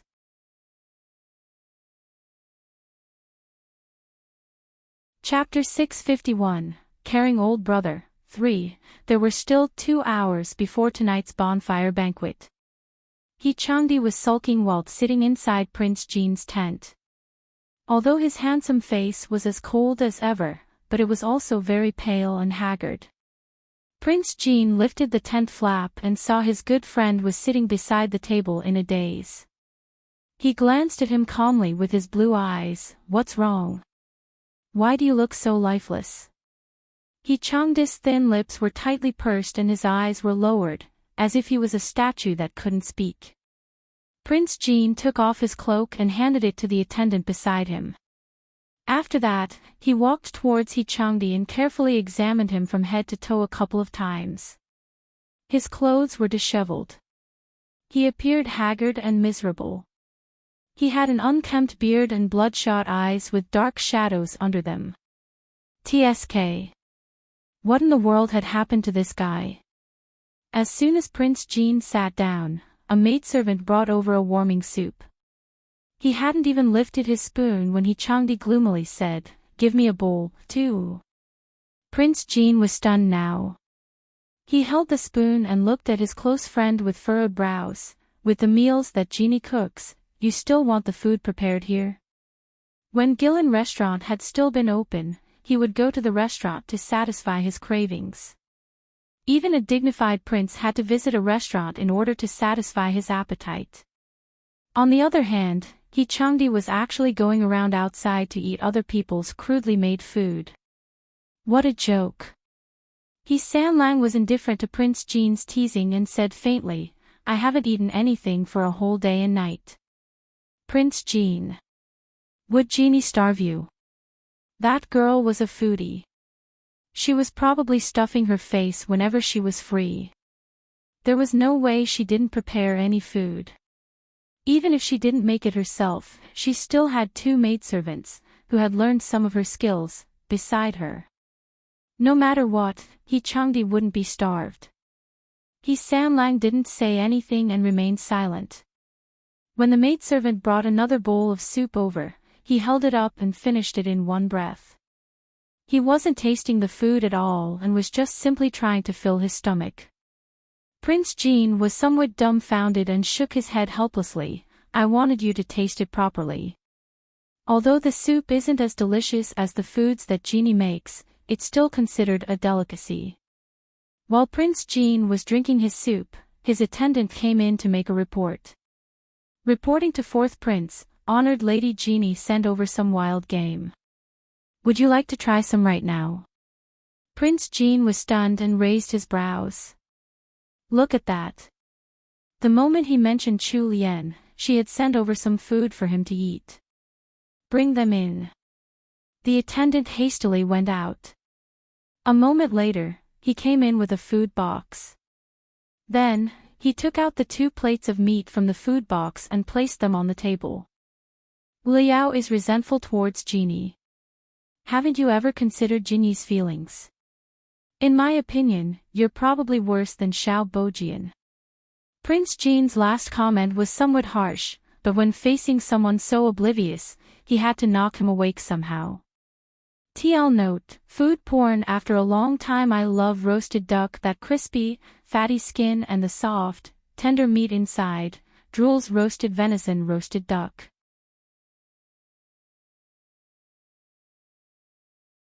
Chapter 652, Caring Old Brother, 4. when Changdi finally understood Prince Jin's words, he instantly felt enlightened. His expression suddenly became grave, while he felt guilty and terrified inwardly. He clenched his fist and finally restrained his erupting emotions. He asked in a cold voice, "I.e., how's the investigation going?" A dangerous glint instantly emerged within Prince Jin's previously jeering and teasing gaze. Both Leo's injury and Jinyi's fall from the horse were prearranged, but I haven't been able to track down the real mastermind. I can't be certain that the mastermind is sixth brother. A dangerous and icy glint flashed through Changdi's deep gaze. Prince Jin tapped on the round table with one of his slender fingers. "However, there's something I don't understand. I can understand them scheming against you, but why are they also harming Genie? Even if Xiao Bojian still has lingering feelings for Chu Lian, he didn't need to risk his life. Moreover, he did it in front of father." This was indeed a mystery. During this lifetime, Chu Lian didn't have any relationship with Xiao Bojian at all. Furthermore, she had nothing to do with all the fighting and scheming for power. However, she had been unknowingly implicated into this struggle for power. Even Changdi, who was a reincarnator, couldn't figure this out. "What do you think?" Sanlang shook his head. "You don't have to worry. I'll protect Lianer." Prince Jin didn't continue speaking. They remained silent for a while before Prince Jin began telling him to leave. "All right, hurry up and leave. I have to rest. I can't sleep while looking at your ice block face." Changdi stood up and left with a frosty expression. There was still an hour before the bonfire banquet that the emperor is hosting. He wanted to go back to check on Chu Lian, but he still felt somewhat awkward about the situation. Sanlang looked around, then turned and walked towards Captain Gua and Zhang Mei's tent. Captain Gua's wife was completely unrelated to the imperial family, so he had come to the spring hunt alone this time and stayed in the same tent as Zhang Mei. He walked up to the tent and looked at the familiar curtain. He remembered the time he had spent at the northern border with his brothers in the military. Changdi's stiff expression slightly loosened up. The soldier at the entrance recognized Changdi, so he immediately went in to report his arrival after giving him a salute. A moment later, the soldier lifted the curtain and he strode inside. Captain Gua and Zhang Mei were sitting around a small table, while drinking wine and eating roasted meat. They were spending their days quite leisurely. When Captain Gua saw that it was Changdi, he quickly waved at him. "Zixiang, come and sit down." Changdi strode towards the small table and sat on the floor together with them. A woolen carpet was spread out on the floor of the tent, so it wasn't cold. He pursed his lips as his gaze swept over the two familiar-looking plates of roasted meat on the small table. Captain Gua was a rough old man who didn't really observe other person's moods, so he bluntly said, "Your wife had someone send them over. It's so damn delicious. You're such a lucky guy." As he spoke, he ripped off a piece of roasted meat with his hand and threw it into his mouth, while also displaying a blissful expression. Frustration piled upon Changdi at the sight. He decided to just lower his head. If he didn't see it, then he wouldn't be bothered by it. Zhang Mei, who was beside them, was much more sensitive than Captain Gua. He carefully observed Changdi and creased his brows. "Zixiang, what's with your appearance?" Changdi normally wasn't very concerned about his appearance, but he would at least maintain a clean and tidy appearance. Under decent circumstances, he wouldn't treat himself poorly. Most of all, he had Chu Lian to take care of him. After returning to the capital, he had been wearing fine clothes and eating delicious foods. He had a well-proportioned figure with broad shoulders and slender waist as well as a handsome face. Although he always kept a cold expression on his face, he possessed a charming air. As long as he dressed up a little, he would look the same as any noble gentleman. Some of his peers were even imitating his style in secret. Taking for example, the green jade thumb ring that he wore on his hand. It was originally just something that military officials would wear to protect their finger when shooting. Ever since Changdi had started to wear that thick jade thumb ring throughout the year, even the literary officials in the court had also started wearing jade thumb rings. Rather unlike his usual neat appearance, Changdi looked quite rough right now. He looked even worse than when he had been at the northern border. Changdi had a cold expression on his face. After a while, he uttered a response, "I have a subordinate whose wife is angry at him. Over these past few days, he has been absent-minded and doesn't know how to coax her." After he said that, Captain Gua stopped eating and exchanged glances with Zhang Mai. They both looked at Changdi as if they had seen a ghost. What the heck? Did this guy even know how to lie?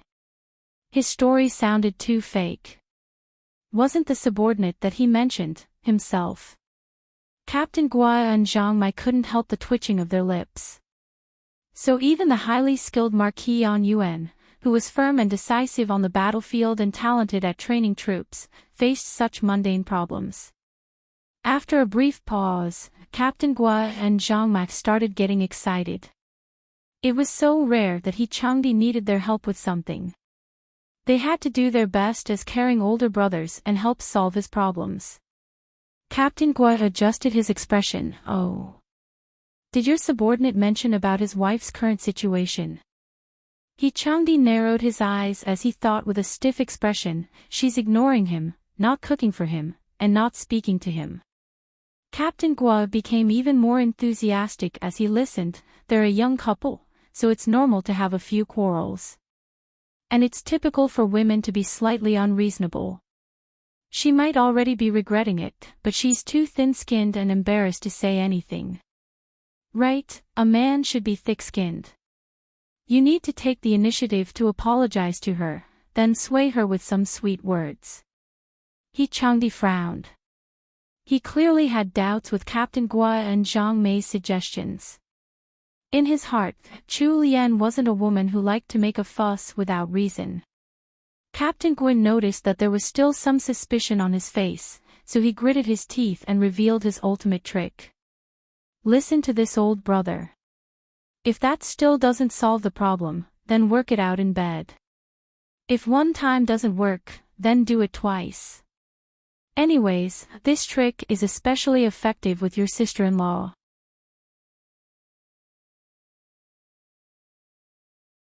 Chapter 653, Hot Springs, 1, Changdi.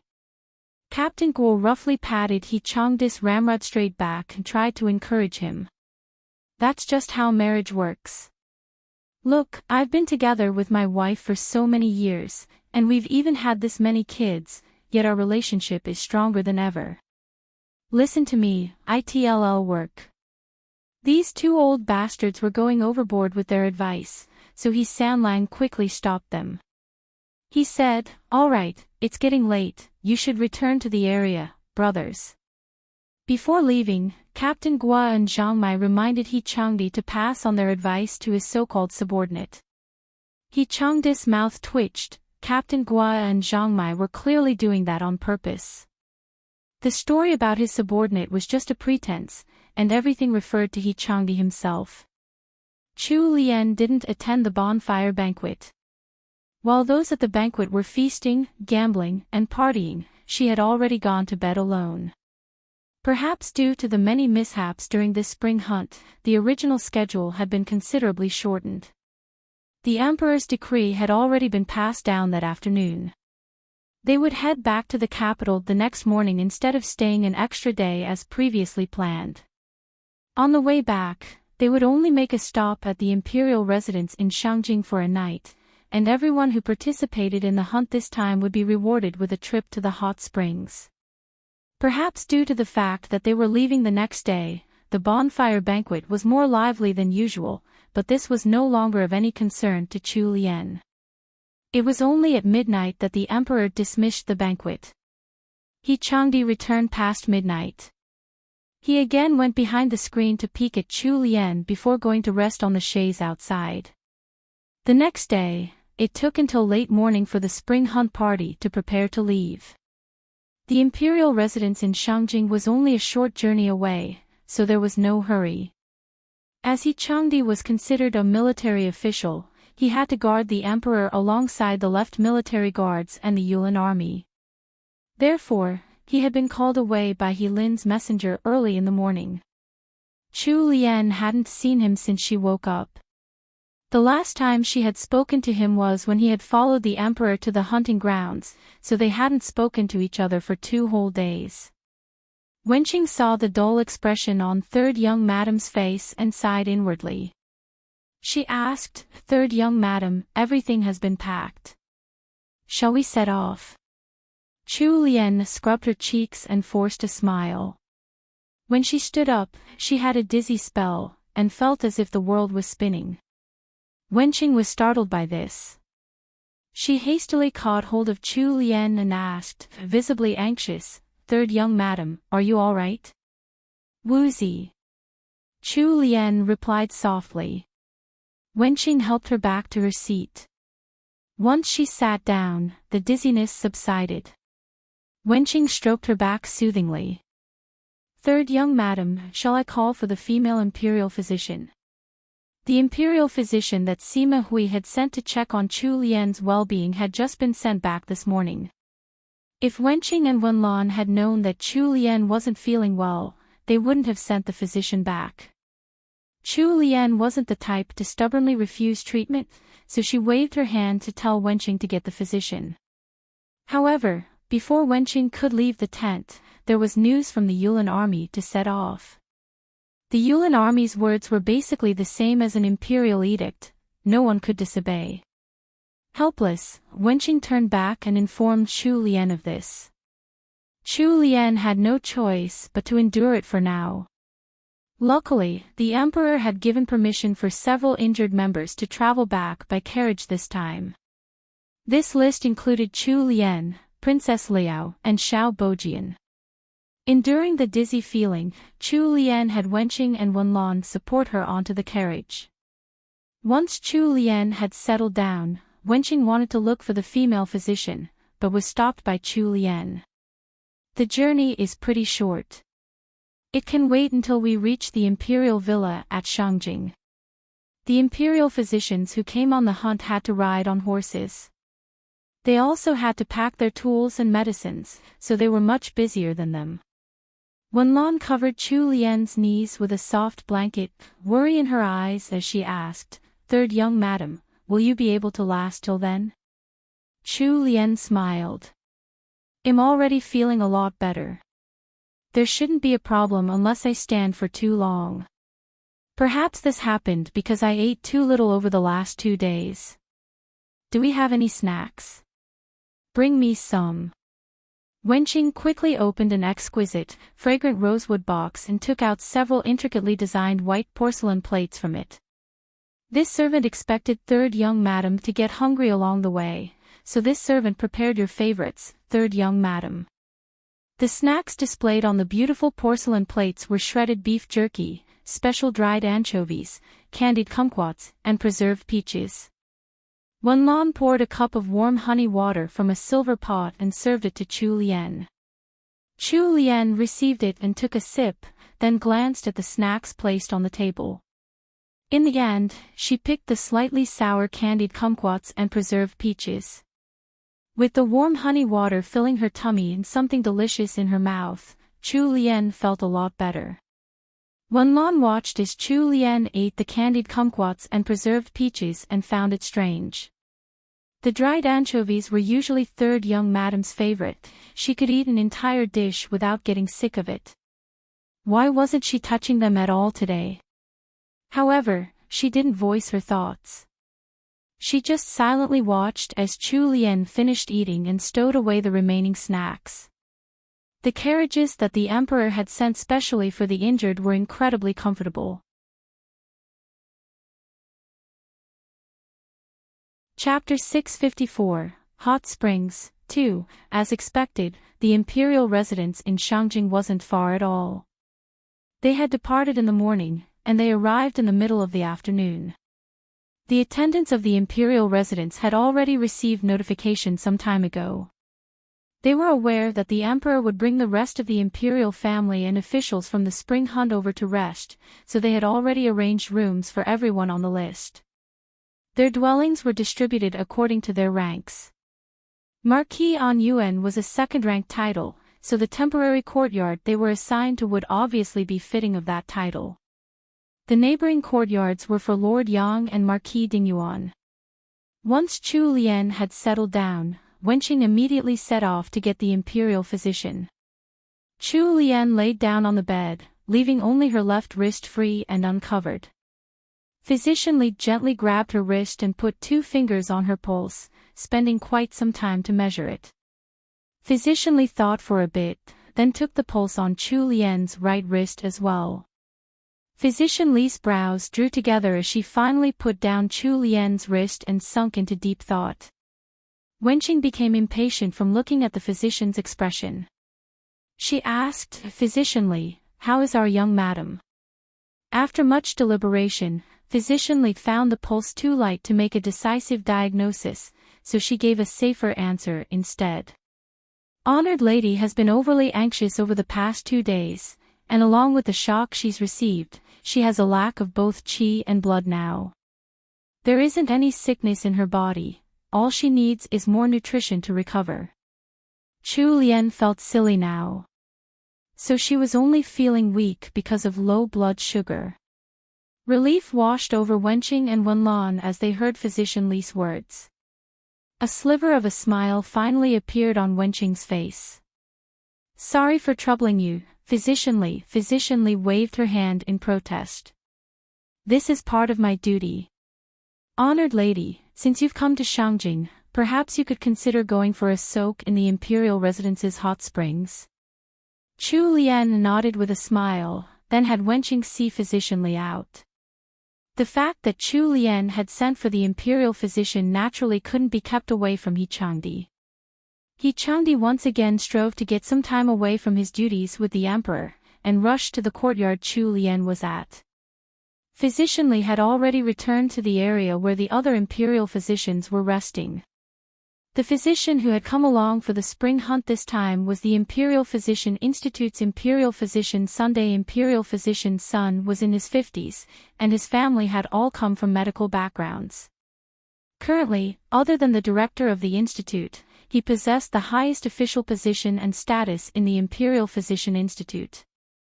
He had great medical expertise and had ample experience. Although he wasn't a match for the legendary great Dr. Miao, he was still a well-known physician. The field that Imperial Physician's son specialized in wasn't pediatrics, nor external or internal injuries. It was gynecology. He possessed the lauded title of the godly gynecologist. Physician Li was a female physician of great skill in the palace. She had also received pointers from Imperial Physician Sunday. Once she met up with Imperial Physician Sun, she described Chu Lian's pulse in detail to him. "Uncle Sun, Honored Lady Jeannie seems to have a slippery pulse.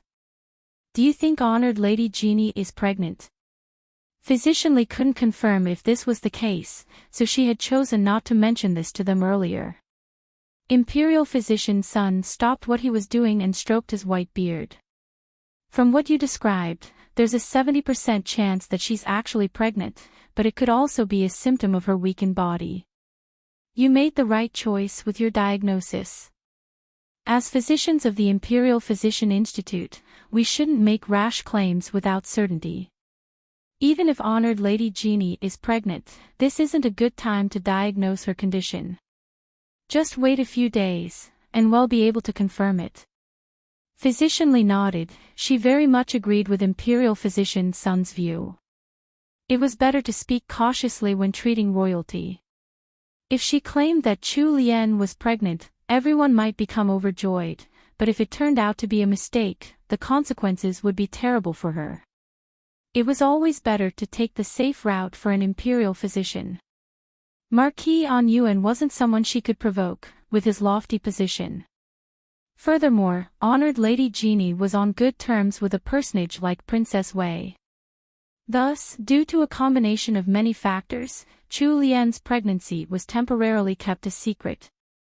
When He Changdi hurried over, Physician Li was already long gone. There were only a couple of unfamiliar servants outside the room, who were maids of the imperial residence. Wenqing and Wenlan were both inside the room. Liu stayed outside as He Changdi walked in. His sharp eyes swept around the room, but all he saw was Wenqing and Wenlan, who were cleaning up. "Where's your young madam?" He Changdi frowned and asked. Wenqing and Wenlan were feeling rather unhappy with He Changdi, but they didn't dare to show any disrespect to him. The two sisters bowed their heads and answered, "Third young madam has gone to the back to soak in the hot springs." He Changdi paused, then took off his cloak and handed it to Wenqing. He walked 2 steps over to a table and sat down. His voice was akin to frosty winds in their ears as he asked, "What happened? Why did you call for the female physician?" Wenqing reported every detail of the matter of Chu Lian feeling unwell to He Changdi. "And what did Physician Li say?" "Her diagnosis was that third young madam has suffered from too much worry and lacks qi and blood." Chapter 655. What a crappy suggestion. 1. As expected of the imperial family's holiday villa, they were not only situated at the mouth of the hot springs itself, the baths in the villa were extremely luxurious. This villa had been built in the previous dynasty with massive amounts of manpower and resources. However, this luxurious palace hadn't been completed for long before the previous dynasty came to an end, leaving the next dynasty to reap this unexpected benefit. He Hangdi lifted up the heavy blinds covering the entrance to the bath of the inner hole. Since the hot spring water came from the ground, there was a special sulfurous smell specific to hot springs lingering in the air.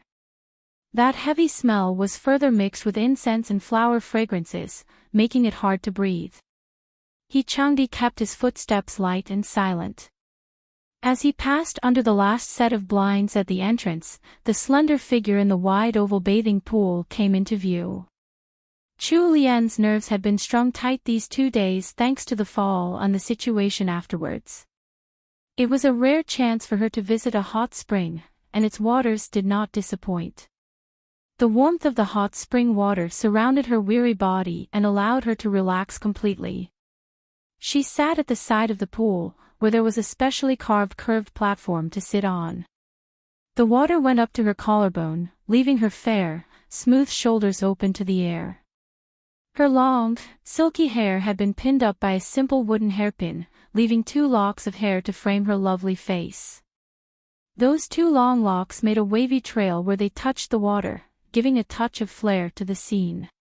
Afraid that she would slip deeper into the pool, Chu Lian was resting her slender arms on the white jade steps behind her, which were covered by a thick carpet. One hand was placed upon the railing of the jade steps, the end of which was carved into the shape of a phoenix's head. The steam billowing up from the pool made her sleepy. She leaned her head on her forearm and shut her eyes as she laid partly on the carpet. This was the beautiful scene that greeted He Changdi when he entered the bathing area. Chu Lian was currently sitting with her back towards him.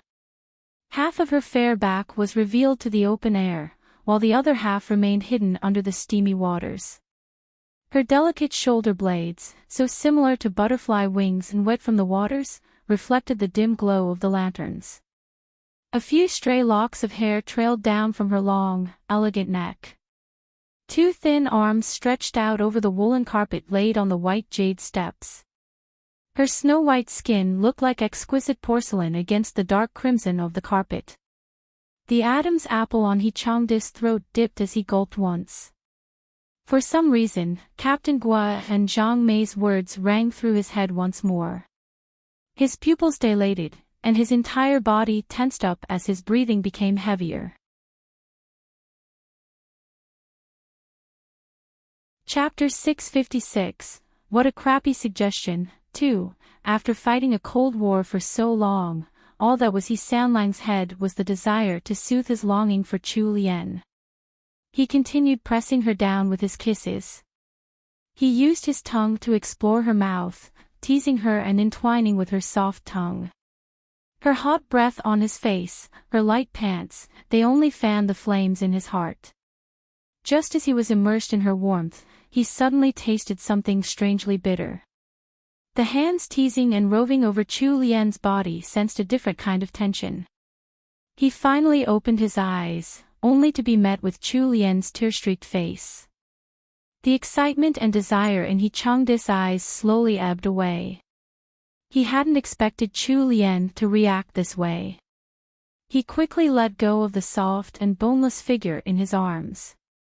His voice carried some huskiness and heartache as he asked, "Lianer, what's wrong?"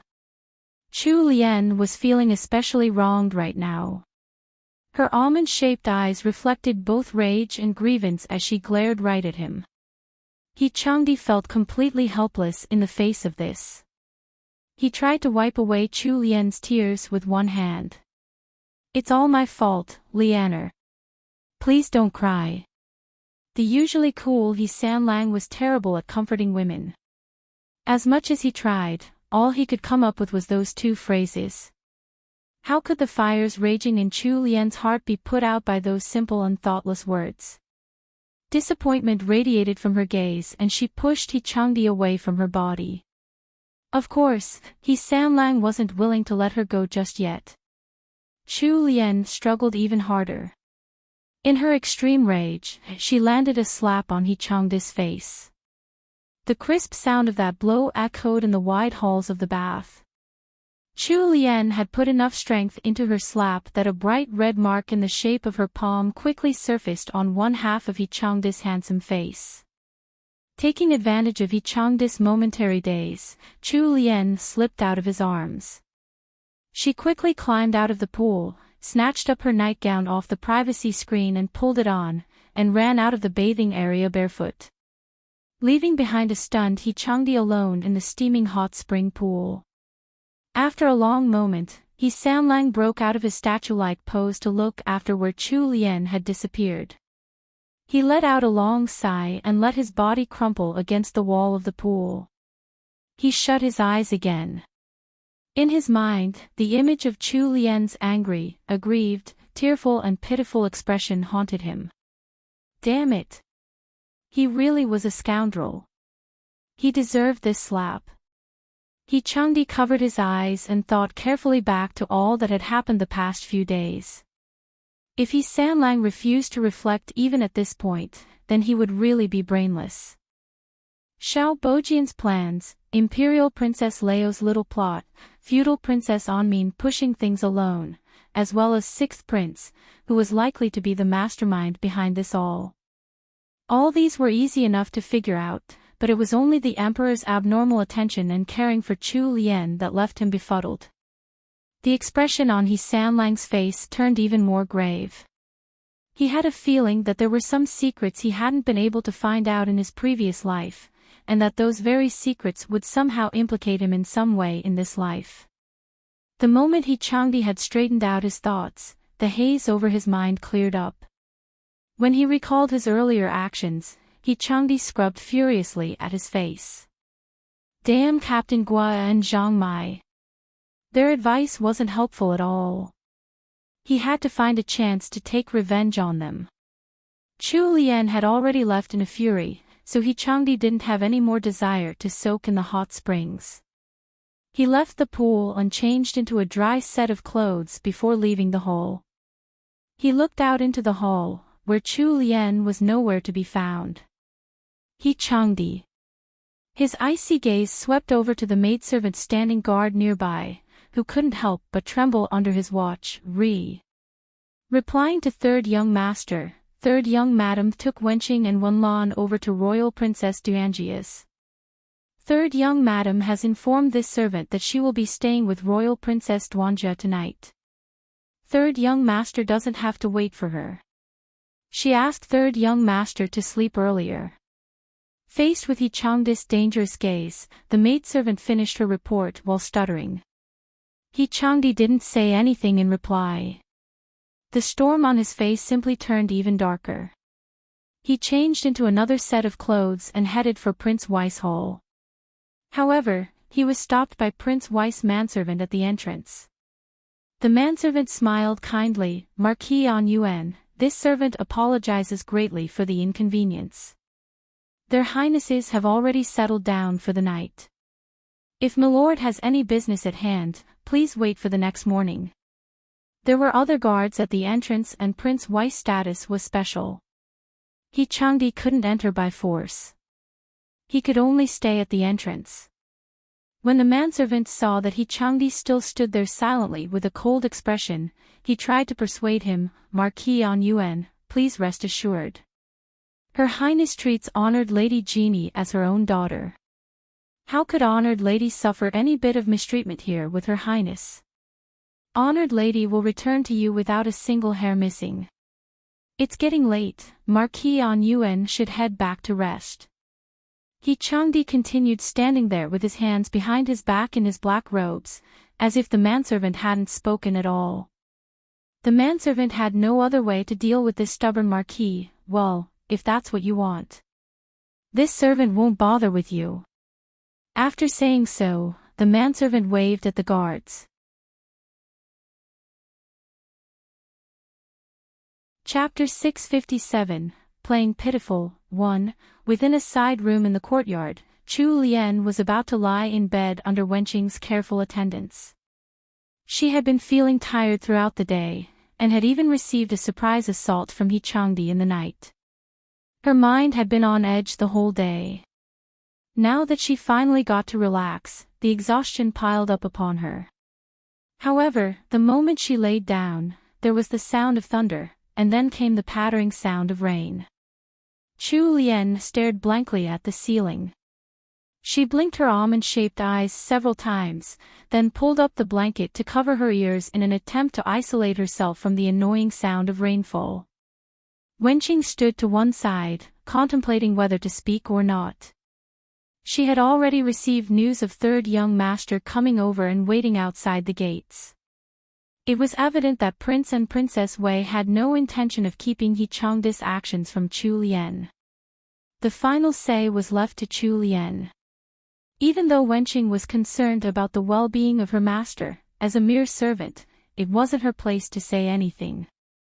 Chu Lian reached out and made a gesture for Wenqing to go and said, "You've worked hard today, go get some rest too." Wenqing sighed inwardly. The quarrel between third young madam and third young master must be really bad this time. Even at this point in their relationship, there were still obstacles between the two of them. This servant will retreat for now. This servant will have a rest on the chaise right outside. Please call for this servant if you need anything, third young madam. Once Wenqing's footsteps faded away, Chu Lian pulled down the blanket covering her face. As she looked at the peaceful turquoise-colored canopy, her mind was filled with chaotic thoughts. She forced her eyes shut, but the sounds of the pattering rain and cracking thunder pierced her ears, and felt like hammers slamming down on her heart. Chu Lian tossed and turned, but she just couldn't fall asleep. All that was on her mind were the words reported by a servant who had come by earlier. "Honored lady, Marquis en Yuen has come over looking for you. The princess ordered the guards to stop him from entering and the guards have advised him to leave, but it doesn't seem like Marquis en Yuen intends to do so. He has been standing at the entrance for an hour. Do you have any orders?" It had never occurred to Chu Lian that it would rain tonight, and that it would be such a heavy downpour. That lunatic He Sanlang wouldn't actually be so silly to stand in front of the gate all night, right? At the entrance, there were only small eaves hanging over the door to protect people from the rain. Wouldn't he already be soaked by now? It was already spring, and summer would soon come, but it was still easy to fall ill by staying out in the rain like this. Even though they had great Dr. Miao, the Great Wu dynasty wasn't like the modern times. They didn't have any advanced medical equipment. Thus, even the smallest cold could end up taking a person's life. Chu Lian's thoughts went wild. The more she thought about it, the more uneasy she became. The maidservant had said that Liyue was there as well. That fellow wouldn't just stand there and watch his master get soaked, right? He Sanlang would have to stay by His Majesty's side as a guard the next morning as well. After tossing and turning restlessly in bed for another 15 minutes, Chu Lien couldn't continue lying down anymore.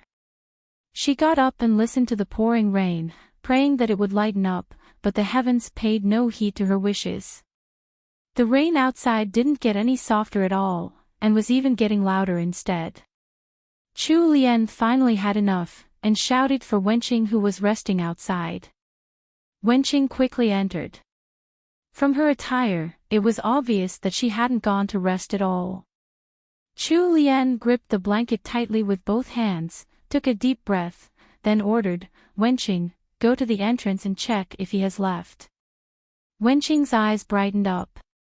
She quickly answered in the affirmative and bowed to Chu Lien, then immediately walked off to complete the task. Chu Lien watched as Wenqing left impatiently, and sighed. They had probably guessed that she would be too soft-hearted to ignore the situation. Oh well, what's done is done. She had never had the heart to watch He Changdi suffer anyway. At the entrance, the originally suave and charismatic He Sanlang was now so soaked that he looked like a drowned rat.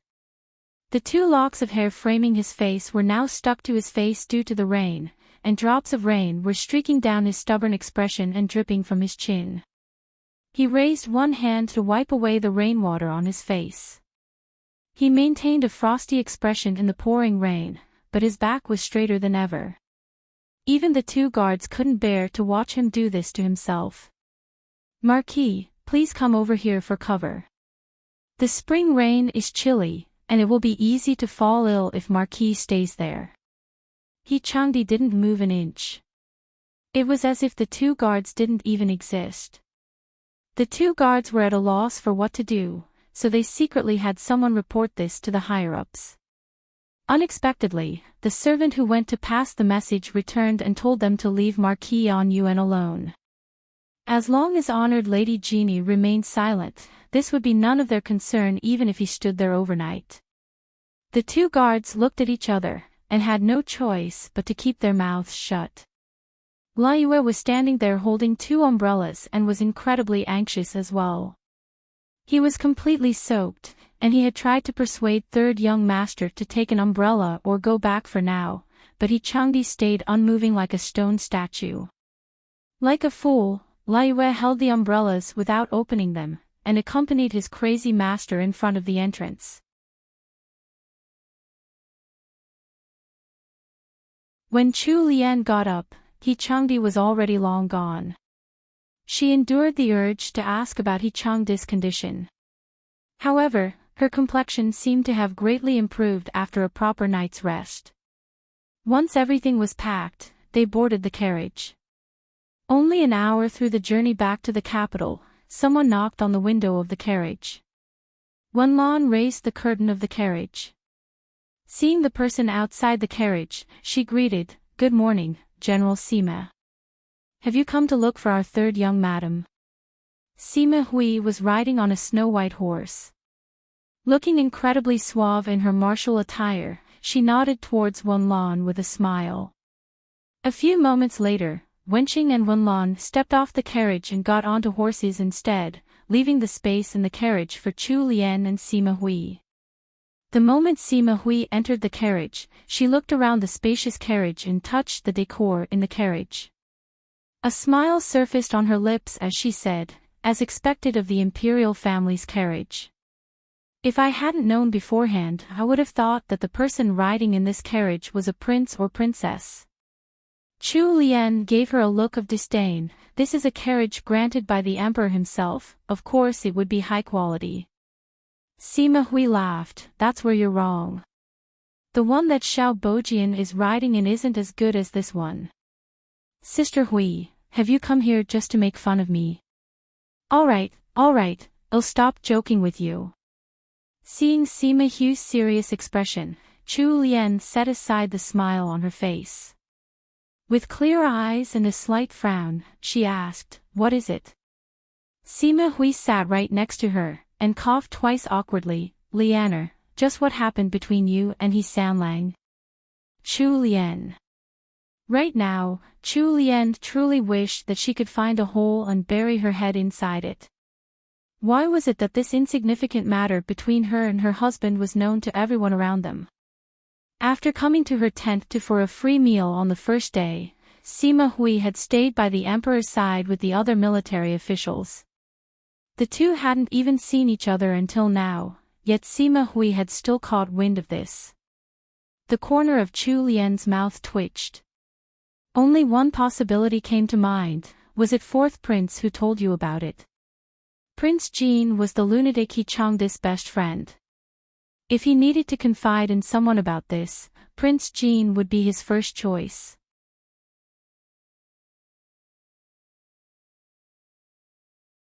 Chapter 659, Let Me Lean on You. 1. Sima Hui smiled and didn't deny it. After spending some time together in the north, Sima Hui had gotten some understanding of Chu Lian's personality. She didn't continue pressing Chu Lian about her relationship with her husband and turned the conversation elsewhere. Lianer, I wasn't trying to pry. I'm just a messenger sent from fourth prince, here to inform you of some facts. Chu Lian turned a confused look on Sima Hui. Facts. When Sima Hui noticed the dazed look on Chu Lian's cute little face, she knew instantly that her silly friend wasn't in the know. She sighed inwardly, cursing at He Changdi in her mind for keeping everything hidden from his wife.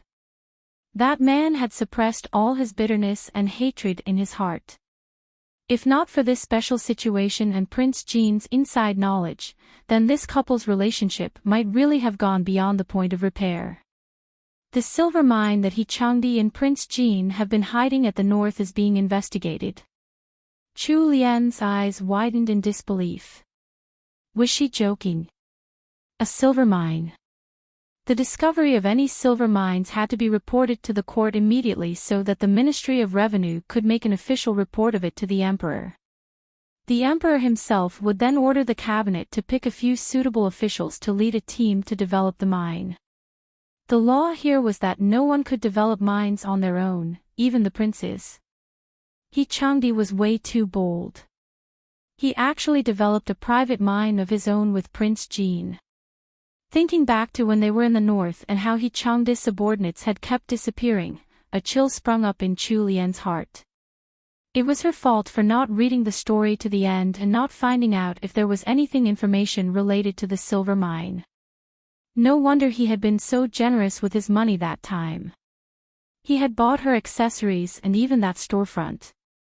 When she had asked, all he had said that the money was his and that he had gotten it through legitimate means that had to be kept secret. Well, now she knew exactly what it had to be kept secret. That money had come from the silver in his illegal mine. If the emperor really wanted to pursue the matter, he could definitely mete out a heavy punishment. Taking away his official position as well as his noble rank were all within expectations. Does His Majesty know? A tremor had developed in Chu Lian's voice when she spoke. Sima Hui nodded gravely. His Majesty found out right before the spring hunt. Chu Lian immediately realized how serious the matter was. Her own expression took a turn for the worse. And, Imperial Concubine Wei knows about this matter as well, Sima Hui calmly added on a bombshell that gave Chu Lian the urge to fall to the ground. Chu Lian couldn't hold back her gasp. But you don't have to worry too much.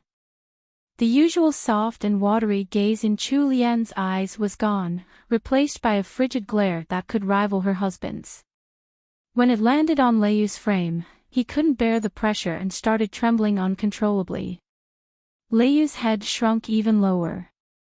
Chu Lian didn't continue speaking and simply continued looking at him.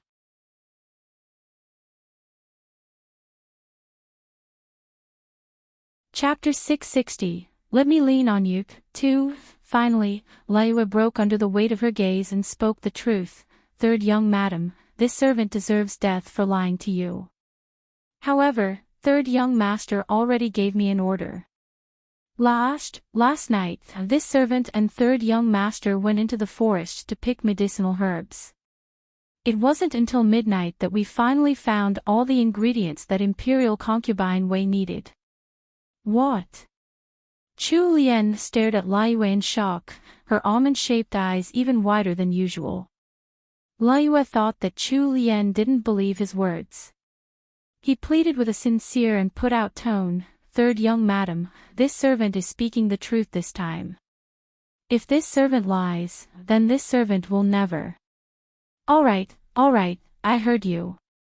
I believe you." Chu Lian cut off his vow and let down the curtain covering the carriage entrance. She settled back into her seat in the carriage. Imperial Concubine Wei. Chu Lian was all puffed up with anger. That woman actually dared to bully her man. That lunatic He Changdi. He was clearly just a fool. He was so stupid to actually agree to such a ridiculous demand too. Oh, she was so angry. Although Liyue could sense that third young madam was angry, the carriage remained stationary outside of the palace gates. Did this mean that third young madam was going to wait for third young master to be done? Lei perked up. While third young master and madam had been fighting, he had been the one who suffered the most. Even he thought himself pitiful. He Changdi stood with his back ramrod straight as he strode quickly down the white jade steps of the palace. His face was ashen. His healthy pink lips were now white and peeling. He would also let out a low call from time to time. It was clear that he had fallen sick. However, his icy aura and cold demeanor lent a hint of beauty even to his ill pallor. While walking along the path to Xuanwu Gate, he kept his gaze lowered. It wasn't until he reached the gates that he looked up. Only to see a familiar carriage stopped right outside the palace gates, with Liyue and the estate's guard standing next to it. He Changdi's eyes lit up, two sparks of light shining steadfastly in the depths of the darkness. The heart he had encased in ice suddenly melted, as if wrapped in a cocoon of warmth, giving him the urge to sigh from the comfort. Unknowingly, his steps underneath him quickened. Liyue seemed to have spotted him from afar. Since Liyue couldn't pass through the palace gates at this time, he stood where he was and waved at He Changdi. For He Changdi, it was as if the clouds had parted, letting the sun shine brightly in his heart once again. He didn't mind Leiyu's silly grin for once and walked over to his manservant in a rare good mood. Once he stepped out of the palace gates, Liyue grinned at him and said, "Third young master, you've finally come out of the palace. Third young madam has been waiting for you for close to 2 hours." The spark in He Changdi's eyes was still resplendent. His expression was as cool as ever, like an icy mountain, and his tone was calm as he instructed Liyue, "After I board the carriage, tell them to return to the estate." Liyue complied with a smile. He Changdi immediately turned and got onto the carriage after that order. There was only Chu Lian left in the carriage now. Wenqing and Wenlan seemed to have guessed that he would sit in the carriage with Chu Lian on the way back, so they had gone out and would be returning on horses instead. Chu Lian was lying on her side on the long bench of the carriage. The bench had been covered in a thick and fluffy fleece carpet. An exquisite coral fleece blanket had been draped over her body. Even in her sleep, her brow was furrowed, showing how badly she slept. He Changdi made it to her side in 2 steps and sat down beside her. He reached out and hugged her tightly, pulling her to sit on his lap with her head resting on his broad shoulders. Chu Lian hadn't been sleeping too deeply, so she was woken by his movements. For some reason, waking up in this position in his embrace and seeing his pale face close up brought a pang of heartache. Tears gathered in Chu Lian's eyes and started falling. Chu Lian returned his embrace with arms around his neck as she wiped at her tears with one hand. She was a little frustrated with herself. What was going on with her mood? Why was she crying for no reason? She had never been a crybaby. He Changdi's heart had already been aching for his wife ever since the day he had seen her with tear tracks on her face. Now that she was crying right in front of him, his heart ached even more. He lifted her chin with one hand and bent down to kiss the teardrops off her face. He followed the flow of her tears up to the wet corners of her eyes. "Leaner, don't cry, it's all my fault." He didn't know how to comfort others. All he could do was to repeat those 2 lines. However, the emotion in his voice held a miraculous power that somehow helped to calm Chu Lien down. Under his gentle reassurance, her tears quickly stopped flowing. Chu Lien sniffled pitifully and tightened her hold around He Changdi's neck, pressing her face into his chest. He Changdi called out gently, "Leaner. He Changdi, let me lean on you for a while. I don't want to talk right now." Chu Lien's voice was all muffled, while she was buried in his chest. Thus, He Sanlang pressed his lips together and kept his right arm around her waist, while he used his other hand to stroke her soothingly on her back. He looked as if he were comforting a child who was feeling wronged. The carriage started moving slowly. He Changdi didn't speak and simply kissed the top of Chu Lien's head from time to time, enjoying the familiar sensation of his wife in his arms and her enchanting scent.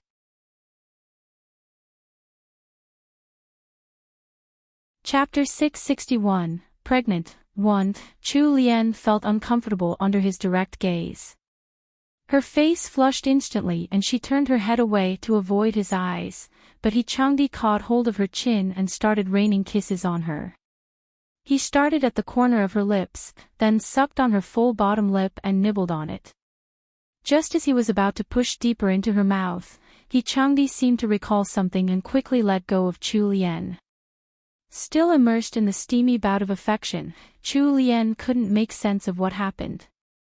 Her originally bashful eyes fluttered open and she turned her confused and misty gaze upon He Changdi. He Changdi's heart softened and he stroked her smooth and reddened cheeks lovingly. "I have a cold, I'm afraid I'll pass it to you." It was then that Chu Lien found out why he had suddenly moved away. She pressed her pink lips together. Using He Changdi's momentary distraction, she raised her body and attacked his thin and slightly pale lips. Her little lithe tongue reached into his mouth, twisting around in exploration. He Changdi stiffened up at the intrusion as the desire in his eyes thickened. The thirst he had tried to resist was back in full force thanks to Chu Lien's simple gesture. As he delved deeper into their kiss, He Changdi heard the woman in his arms speaking in a slightly muffled voice, "I'm not afraid of a cold." A corner of his lips hooked up in a smile as he turned the tables on his invader and completely dominated her mouth in return. Their battle continued until Chu Lien was gasping for breath. He Changdi loosened his hold on her a little. Her sweet and fragrant breath was puffing out over his nose. He continuously placed tiny kisses at the corners of her mouth and cheek. Chu Lien took a breather as she laid bonelessly against He Changdi's shoulders. It took some time before the flush on her cheeks faded away. Neither of them broke the silence. Instead, they took comfort from leaning on each other. It wasn't long before Chu Lien dozed off, still leaning against He Changdi.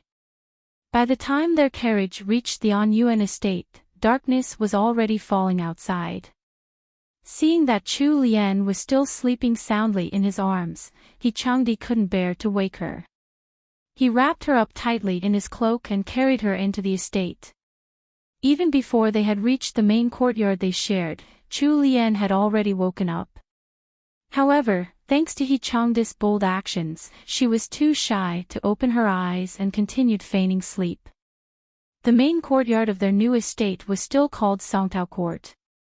Once He Changdi entered their courtyard, he ordered the servants to call for Great Dr. Miao. While Chu Lien had been in the pink of health initially, she had suffered some damage on the trip to the north. It had taken a period of nourishment in order to get her health back to normal. This time, she had also suffered some fright at the hunting grounds. Although the imperial physicians had given her a clean bill of health, He Sanlang was still worried for her. Thus, he asked for Great Dr. Miao to look at Chu Lien the moment they were home. Since they had moved out of the Jingan estate, Great Dr. Miao had followed them to the Anyuan estate. Chu Lien had arranged for Great Dr. Miao to have his own courtyard and even a special medicine room. At his age, Great Dr. Meow didn't have much that he was interested in, aside from medicine and good food. With the small and simple family of House On Yuan and Chu Lian's cooking, the On Yuan estate was the ideal living space for Great Dr. Meow. Thus, Great Dr. Meow was rather grateful to the couple. When He Changdi requested his presence, he came quickly. Chu Lian woke up when she arrived back at Songtao Court. Since the ones serving in Songtao Court were all her close servants, she didn't have anything to be embarrassed about around them. She gave a slight cough to hide the awkwardness remaining on her face. When Uncle Meow comes over later, let him check your pulse. The eternal ice on He Changdi's face seemed to have melted away completely. There was a slight smirk on his face and he simply nodded in reply to her request without any contest. Senior servant Gue had already taken Jingyan and Wenlan with her to the kitchen to cook dinner. Great Dr. Meow was still strong and healthy despite his age, and he arrived at Songtao Court with his medicine box in no time. The moment he entered the parlor, he saw Chu Lian and He Changdi sitting at the head of the room. His first reaction was to give them a glare and admonish them lightly, "What did you do to yourselves? Wasn't it supposed to be a simple trip out? Look at what's happened to you both. Others might think that you've gone to battle instead of just hunting." The couple had been around Great Dr. Meow for some time now, so they treated him like a senior member of their family. When Great Dr. Meow reprimanded them like this, all they could do was smile sheepishly back. Great Dr. Meow set his medicine box on the table and sat down with an air of authority. He faced the couple and asked, "Who's first?" Chu Lian turned to look at He Changdi, who took the hint and walked over to Great Dr. Meow's side. Great Dr. Meow took up his hand and remained silent as he read He Changdi's pulse.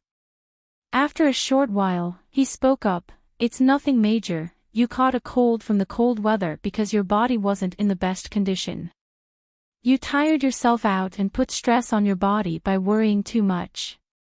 Just have a good night's rest and take some medicine and you'll be fine." After saying that, Great Dr. Meow turned his attention to Chu Lian. "Now, how about you? How did you get yourself into this state? I just got you back to good health and this is how you repay me." Chu Lian lowered her head in shame from the doctor's scolding.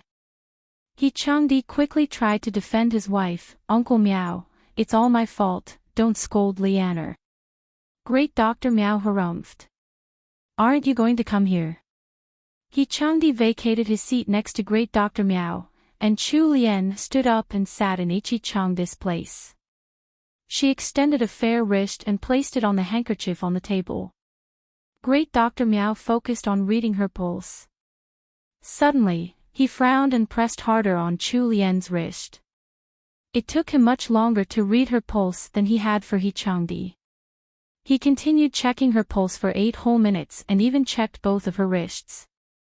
He Changdi noticed the grave expression on his face. His heart leaped in alarm. He could barely wait for Great Dr. Meow to finish reading Chu Lian's pulse before he asked, "Uncle Meow, did something happen to Lianer?" Chu Lian hadn't thought much of the long diagnosis. She hadn't had much appetite these 2 days and was a little giddy sometimes. To her, it seemed like the symptoms of low blood sugar. She had eaten more according to what physician Li had recommended and the symptoms had mostly disappeared.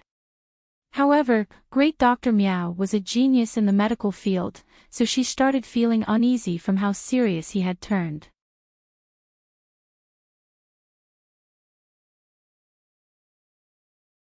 Chapter 662, Pregnant, 2. Seeing how worriedly the young couple was looking at him, Great Dr. Meow's expression relaxed. "Did the imperial physician prescribe you any medicine, and did you eat it?" Chu Lian explained what had happened to her in the arena at the hunting grounds. "Physician Zhou and Li checked on my health, but I didn't drink any medicine. I only had some normal nourishing soup." Hearing that Chu Lian had fallen off her horse, Great Dr. Meow's eyes widened as far as they could go. However, after hearing that she hadn't taken any medicine, he heaved a sigh of relief. Those sly imperial physicians. The old foxes must have suspected that Chu Lian was pregnant, but they likely hadn't been able to diagnose it properly, so they must have avoided prescribing any medicine for their own safety. The two of you are seriously muddle-headed.